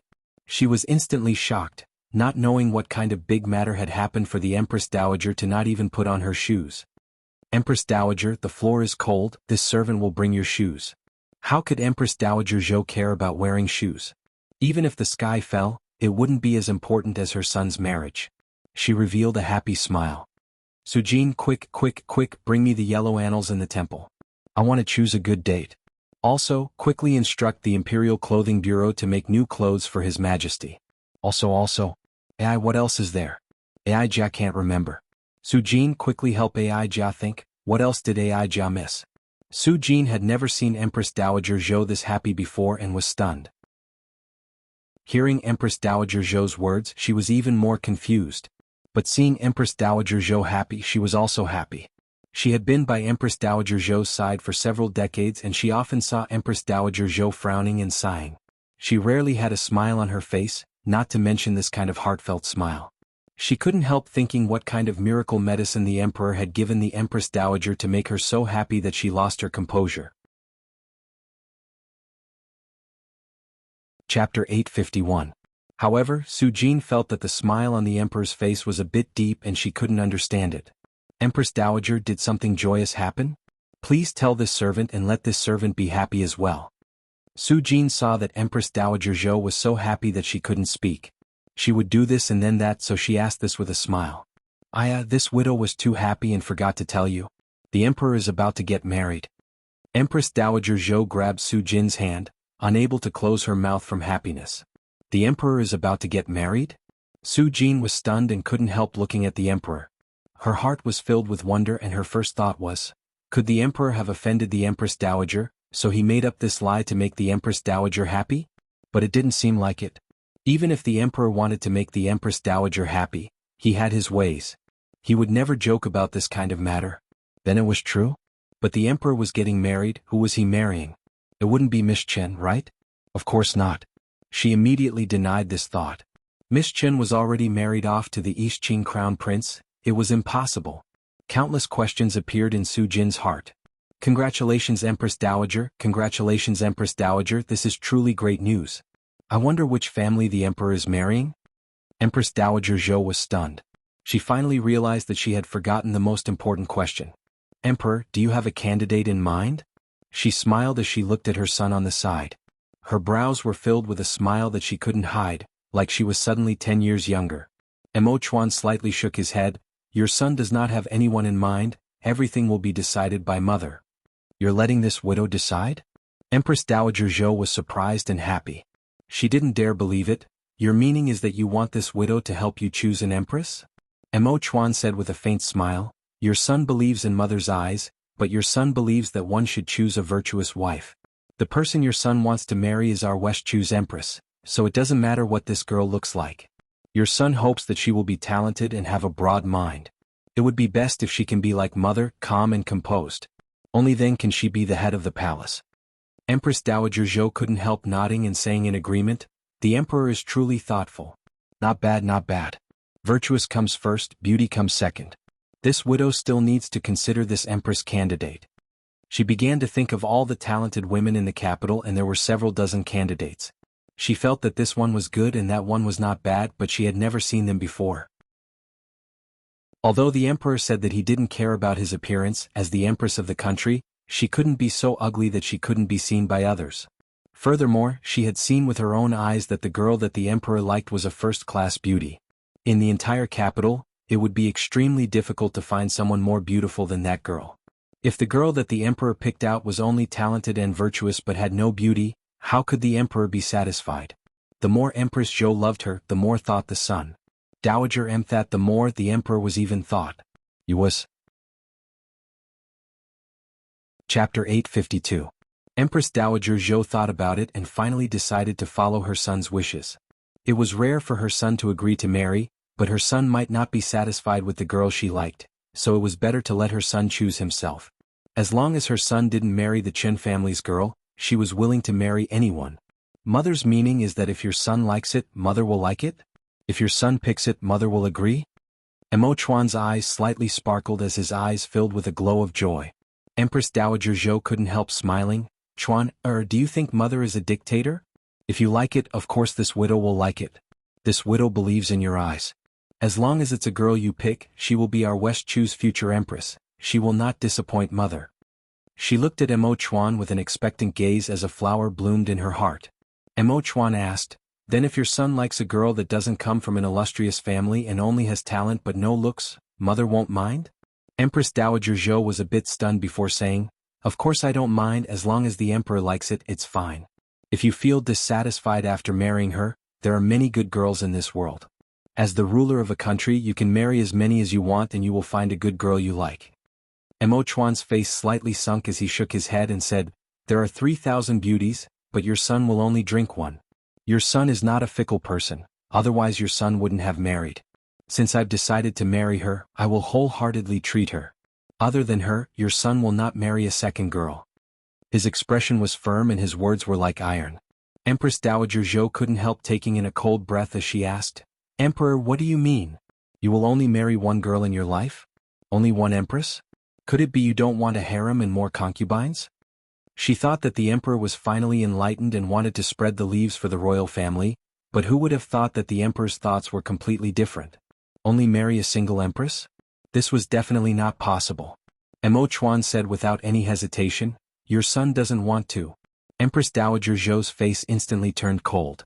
She was prepared to scold her son, but she suddenly saw Su Jin desperately looking at her. Her heart was stunned and she didn't say anything. "Empress Dowager, this servant has just checked the calendar and it is an auspicious day in 3 days. How about we set the garden party in 3 days?" Su Jin respectfully asked. "All right, then we'll set it in 3 days." Empress Dowager Zhou nodded. "Emperor, you haven't come to court for 2 days, so you must have accumulated a lot of political affairs. You'd better hurry back to deal with them. I will handle the garden party alone, and when the time comes, I will make sure you will be satisfied. Then I'll trouble mother. Your son will leave now." After Mo Chuan bowed, he left. After Mo Chuan left, Empress Dowager Zhou asked Su Jin, "Why didn't you let this widow continue? If the emperor really did as he said and only married one girl in his life, if that girl couldn't give birth to a prince, then wouldn't the emperor have no descendants?" Chapter 853. Empress Dowager Zhou slowly nodded and sat down. She said, "Continue." After the emperor gets married, the Empress Dowager will slowly choose a suitable girl for him to take in as a concubine. Once the emperor knows of the benefits of this girl, even if the Empress Dowager doesn't help him, the emperor will impatiently want to take in more concubines. Su Jin had been in the palace for a long time, so she knew the history of the royal family. Since ancient times there had never been an emperor who only had one empress. Which emperor couldn't wait to bring in all the beautiful girls in the world into their harem? In fact, it was not only the emperor who was like this. Even the princes, dukes, ministers, and nobles who only had one wife in their family was as rare as a phoenix feather or a unicorn horn. In the West Chu country, men were superior to women, so men took pride in having many wives. The more prominent a person was, the more beautiful wives they had. It was as if the number of concubines was directly related to a man's face. If the respected emperor only took one girl as his empress and didn't take in any concubines, he would be laughed at by everyone. So Empress Dowager Zhou was this angry and anxious. But when she heard Su Jin's words, she felt that it was reasonable, so she said, "You're right, this widow can't be too hasty. Everything has to be done step by step, we can't force the emperor too much. It's rare that he's willing to get married, so this widow has to take this chance to strike while the iron is hot and quickly marry an empress for him. Once he has a beauty to accompany him, he will slowly forget her."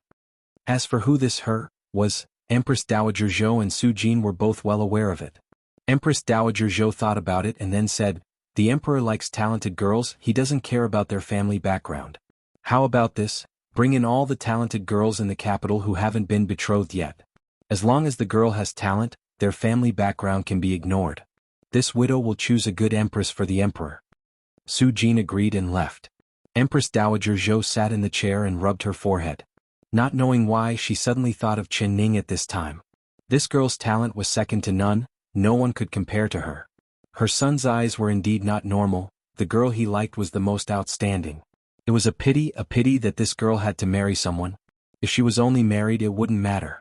As long as the emperor liked her, a divorce letter would solve everything, but she had to marry the emperor's nephew. If it was just a nephew, it wouldn't matter, but Chu Xiaoyang was the previous emperor's son. How her son obtained the throne, Empress Dowager Zhou was very clear on it. If it wasn't for her son taking Mo Chuan's throne in the past, she wouldn't be able to face her ancestors. But now her son was the emperor. Although Chu Xiaoyang was given the title of king, he would still be criticized by everyone. So no matter what, Empress Dowager Zhou couldn't let her son steal Chu Xiaoyang's throne and steal his princess. Otherwise Empress Dowager Zhou wouldn't be able to face her ancestors after she died. Chapter 854. With a divorce letter, Chu Xiaoyang and Chen Ning became strangers. Then Chen Ning was married off to East Qin, traveling tens of thousands of miles. She would never see her son again. Empress Dowager Zhou had finally gotten rid of one of her worries. But thinking of Chen Ning's appearance, she couldn't help feeling pity for her son. Such a good girl had actually married off to East Qin. That East Qin crown prince was truly luckier than her son. Empress Dowager Zhou shook her head and threw all her thoughts to the back of her head. There were still 3 days, so she had to make arrangements. She had to find a talented and beautiful girl to be her son's empress. The emperor was going to choose an empress. This news seemed to grow wings as it spread through the streets of the capital in a single night, causing an uproar in the capital. Moreover, they also heard that the palace was going to hold a garden party in 3 days. All the talented girls in the capital would receive invitations, regardless of their family background. As long as the girl was talented, they would have a chance of being invited to the palace. This information made the young ladies of prominent families extremely resentful, because they now had many more powerful competitors. However, it made the young ladies of commoner families cheer. They never dreamed that they would have the opportunity to enter the palace, and now this opportunity was right in front of them. As long as they received the invitation and entered the palace, they would have a chance to obtain the emperor's favor. If they could enter the emperor's eyes, they would become phoenixes, going from a common girl to the empress of the world. This was simply the dream of every girl. Especially when they heard that the empress selection would focus on talent and not appearance. So, these girls who did not have outstanding looks were all secretly happy. In these 3 days they did not let go of their books. They wanted to show off their talents at the garden party and amaze the world with a single move. But those beautiful girls weren't discouraged. Although they valued talent and not appearance, how could they enter the emperor's eyes with only talent and virtue? Which man in this world did not like a delicate and beautiful face? They rushed to make new clothes and jewelry, hoping to attract the emperor's attention with their peerless beauty on that day. In a single night, all the bookstores, embroidery shops and jewelry stores were filled with young girls. They were thin and fat, wearing red and green, attracting the eyes of countless people. The crowd surrounded these young girls and discussed who was more beautiful, who was more talented, and who had more hope of entering the middle palace. 3 days later, all the young girls who received invitations arrived at the palace gates early. Then they were sent to the royal garden in a sedan chair. Whether they were beautiful or ugly, all the young girls were dressed beautifully with pearls around them. In all these years, this was the first time there were so many young girls in the palace. The palace guards and eunuchs couldn't even look at them. The young girls walked in groups of 2s and 3s, strolling in the imperial garden. They greeted each other politely with a smile, exchanging pleasantries. However, their smiles were insincere. Their faces were harmonious, but their hearts were not. They only knew that the emperor would choose one of them to be the empress today, but they didn't know how he would choose. Every one of them was anxious and fearful, and at the same time harbored deep hostility towards the young girl beside them. They wanted to find out the truth from each other's words, but they also wanted to conceal their own strength. They schemed and schemed against each other, fighting endlessly. Chapter 855. One group was made up of noble girls born in aristocratic families, while the other group was made up of commoner girls who enjoyed fame but had no status. The noble girls from good backgrounds looked down on the commoner girls from ordinary families. They could not understand why the Empress Dowager would invite these low-status girls into the palace. With just them, did they want to become the empress of the world? They were dreaming. But when they saw that the commoner girls were wearing clothes that weren't as bright and beautiful as theirs and that they were wearing ordinary hairpins and beads on their heads, they couldn't help but be secretly happy. They thought that it was fortunate that the Empress Dowager had invited this group of unsophisticated girls into the palace. When they stood with them, it was like a golden phoenix among a group of black crows. With the contrast of these commoner girls, he seemed even more gorgeous and noble, dazzling and dazzling. When the commoner girls saw the noble girls with their noses pointing up, they didn't have any good feelings towards them. They originally looked up to these noble girls and were filled with envy, but when they saw their cold and arrogant faces, they felt disgusted. They thought, what is the use of looking good or wearing good clothes? With this kind of hateful personality, it would be strange if the emperor liked them. In the large royal garden, it was hard for the noble girls and commoner girls to meet. As long as they met, it would be hard for them to not argue with each other and ridicule each other. In the pavilion on the fake mountain there was a table of snacks. Empress Dowager Zhou and Mo Chuan were sitting there, looking down at the royal garden from above. The delicate and clear voices of the girls entered their ears from time to time. Hearing the girls arguing with each other and secretly scheming against each other, Mo Chuan was indifferent. There was no expression on his calm face as his eyes swept over the faces of the girls. It seemed like he had no interest in them, but he was interested in them. Empress Dowager Zhou couldn't sit still. Although she didn't say anything, she couldn't help revealing a look of anger in her eyes. It should be known that these young girls were all people that she had carefully selected and invited into the palace. She had considered every one of them over and over again. They were either talented or had outstanding moral character. Of course, there was no lack of beautiful and alluring girls. But she never would have thought that before the official Empress selection began, these girls would fight amongst themselves. At this time, two girls met near the fake mountain. One was a famous noble girl in the capital city, with top talent and beauty. She was also one of Empress Dowager Zhou's candidates for the Empress position, and the other was a common girl from a normal background. She could write poems, sing and dance, so she was famous for her beauty. The two girls immediately began to fight, talking back and forth. They argued until their faces turned red and their words were very intense. The reason was very simple. The commoner girl had accidentally stepped on the noble girl's skirt, leaving a black footprint on the snow-white skirt. The noble girl had always disliked the commoner girl, and at this time she used this as a pretext to make a fuss. She was not willing to let the commoner girl off her skirt. How could the common girl pay? Even if she sold her entire family, she wouldn't be able to pay for her skirt. She could only helplessly apologize in a low voice. Chapter 856. That commoner girl couldn't take it and turned to leave, but the noble girl pulled on her sleeve. Not only did they start a war of words, they almost made a move. The two of them quarreling became louder and louder, alarming all the young girls in the garden. They all gathered to watch the show. The young girls all had the attitude of watching a good play. They gathered around to watch the show, but no one came forward to stop them. In their eyes, these two girls were strong enemies, so it was best if they fought fiercely.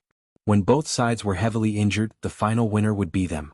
Seeing this scene, Empress Dowager Zhou's face was so dark that it almost dripped water. Su Jin, kick out all the girls below for this widow, don't leave a single one. They have no talent and no virtue, how could they be fit to lead the palace? She angrily said. Empress Dowager, your meaning is that we should also kick out the girls who didn't say anything? Su Jin secretly clicked her tongue. It seemed like the Empress Dowager was truly angered. But it was no wonder, these girls had truly let down the Empress Dowager's good intentions. Even she didn't look at any of them, not to mention the Emperor's eyes. Mo Chuan was sitting beside Empress Dowager Zhou. Hearing Empress Dowager Zhou's words, he revealed a faint smile and did not say anything. Su Jin knew that the Emperor did not have any good feelings towards these girls, so she followed Empress Dowager Zhou's orders without any hesitation. There were over 10 girls watching the show. While they were happily watching, a group of eunuchs suddenly came out of the garden. They were holding fly whisks, chasing them out of the garden like they were flies. We were invited by the Empress Dowager to tour the garden. What right do you dog servants have to chase us away? You really are bold, daring to chase me away? Do you know who my father is? Bastard, a servant like you dares to touch me with your dirty hands. I am the future Empress. The young girls were all filled with rage, putting on airs and scolding. The eunuchs all had cold eyes and cold faces, giving fake smiles. Ladies, we are following the Empress Dowager's orders. The Empress Dowager said that there are too many flies and mosquitoes in the garden today, so staying here will only disturb the Emperor's mood. She told the servants to chase them all out, not leaving a single one behind. Don't feel wronged, you can only blame yourselves for being too talkative and having too many schemes. With that, he chased the two girls who were bickering and the group of girls who were watching the fun out of the imperial garden, stuffed them into the palanquin and sent them out of the imperial palace. These young girls had all entered the palace with the dream of becoming the Empress. They had spent a lot of effort, material and financial resources on this trip to the garden. Who knew that when they entered the palace, they didn't even see the Emperor's appearance. They only had the soles of their shoes stained with the soil of the imperial garden before they were mercilessly chased out of the palace. They had been crying since they were sent into the sedan and cried all the way until they were out of the palace. When these girls came out of the sedan, they cried all the way until they left. This was because they all looked the same. They all cried until their eyes were red and their noses were swollen. It was almost impossible to tell which girl was their family's young miss. There were quite a few girls invited into the palace this time. Although several dozen were chased out, there were still several dozen left in the royal garden. The palace maid trembled as she received it and discovered that it was indeed a layer of shed snakeskin. She couldn't help but blush and repeatedly thank the green-clothed girl before leaving with the snake skin. This green-clothed girl is a bit interesting, not to worry. Su Jin and Su Jin saw this. In the pavilion, Empress Dowager Zhou and Su Jin saw this scene. Empress Dowager Zhou couldn't help giving a slight nod, praising the green-clothed girl. But the green-clothed girl had her back to the person in the pavilion all along and did not turn her head, so he could not see what she looked like and did not know who she was. Chapter 858. Empress Dowager Zhou paid attention to her and then looked over at the emperor beside her. She saw Emochuan's eyes pausing on the green-clothed girl's back for a bit. Although Emochuan quickly looked away, Empress Dowager Zhou already had an idea in her heart. Su Jin. Empress Dowager Zhou called Su Jin again, not saying another word. Su Jin pursed her lips into a smile and replied, "Empress Dowager, this servant understands." She was the same as Empress Dowager Zhou, having an inexplicable good impression of the green-clothed girl that she had never seen before. Su Jin had followed Empress Dowager Zhou for several decades and already knew her intentions. She wanted her to ask about the green-clothed girl's name and then kick out the other girls that couldn't be seen in public. She was prepared to give the order, but when she looked over, she was suddenly stunned. At this time, the panic caused by the snake had subsided, and the girls once again returned to their normal state. Some of them looked noble, some dignified, and they looked completely different from the scared and pale faces just now. These girls had treated the green-clothed girl as a life-saving bodhisattva, but now that the danger had passed, the girls couldn't help looking over the green-clothed girl, revealing looks of disdain on their faces. No one thanked the green-clothed girl and acted like they didn't see her. They walked past her and even gave a cold snort. The green-clothed girl didn't care and left by herself, not associating with the other girls. When she walked away, Empress Dowager Zhou and Su Jin both gave an ah sound. Their voices were filled with indescribable shock.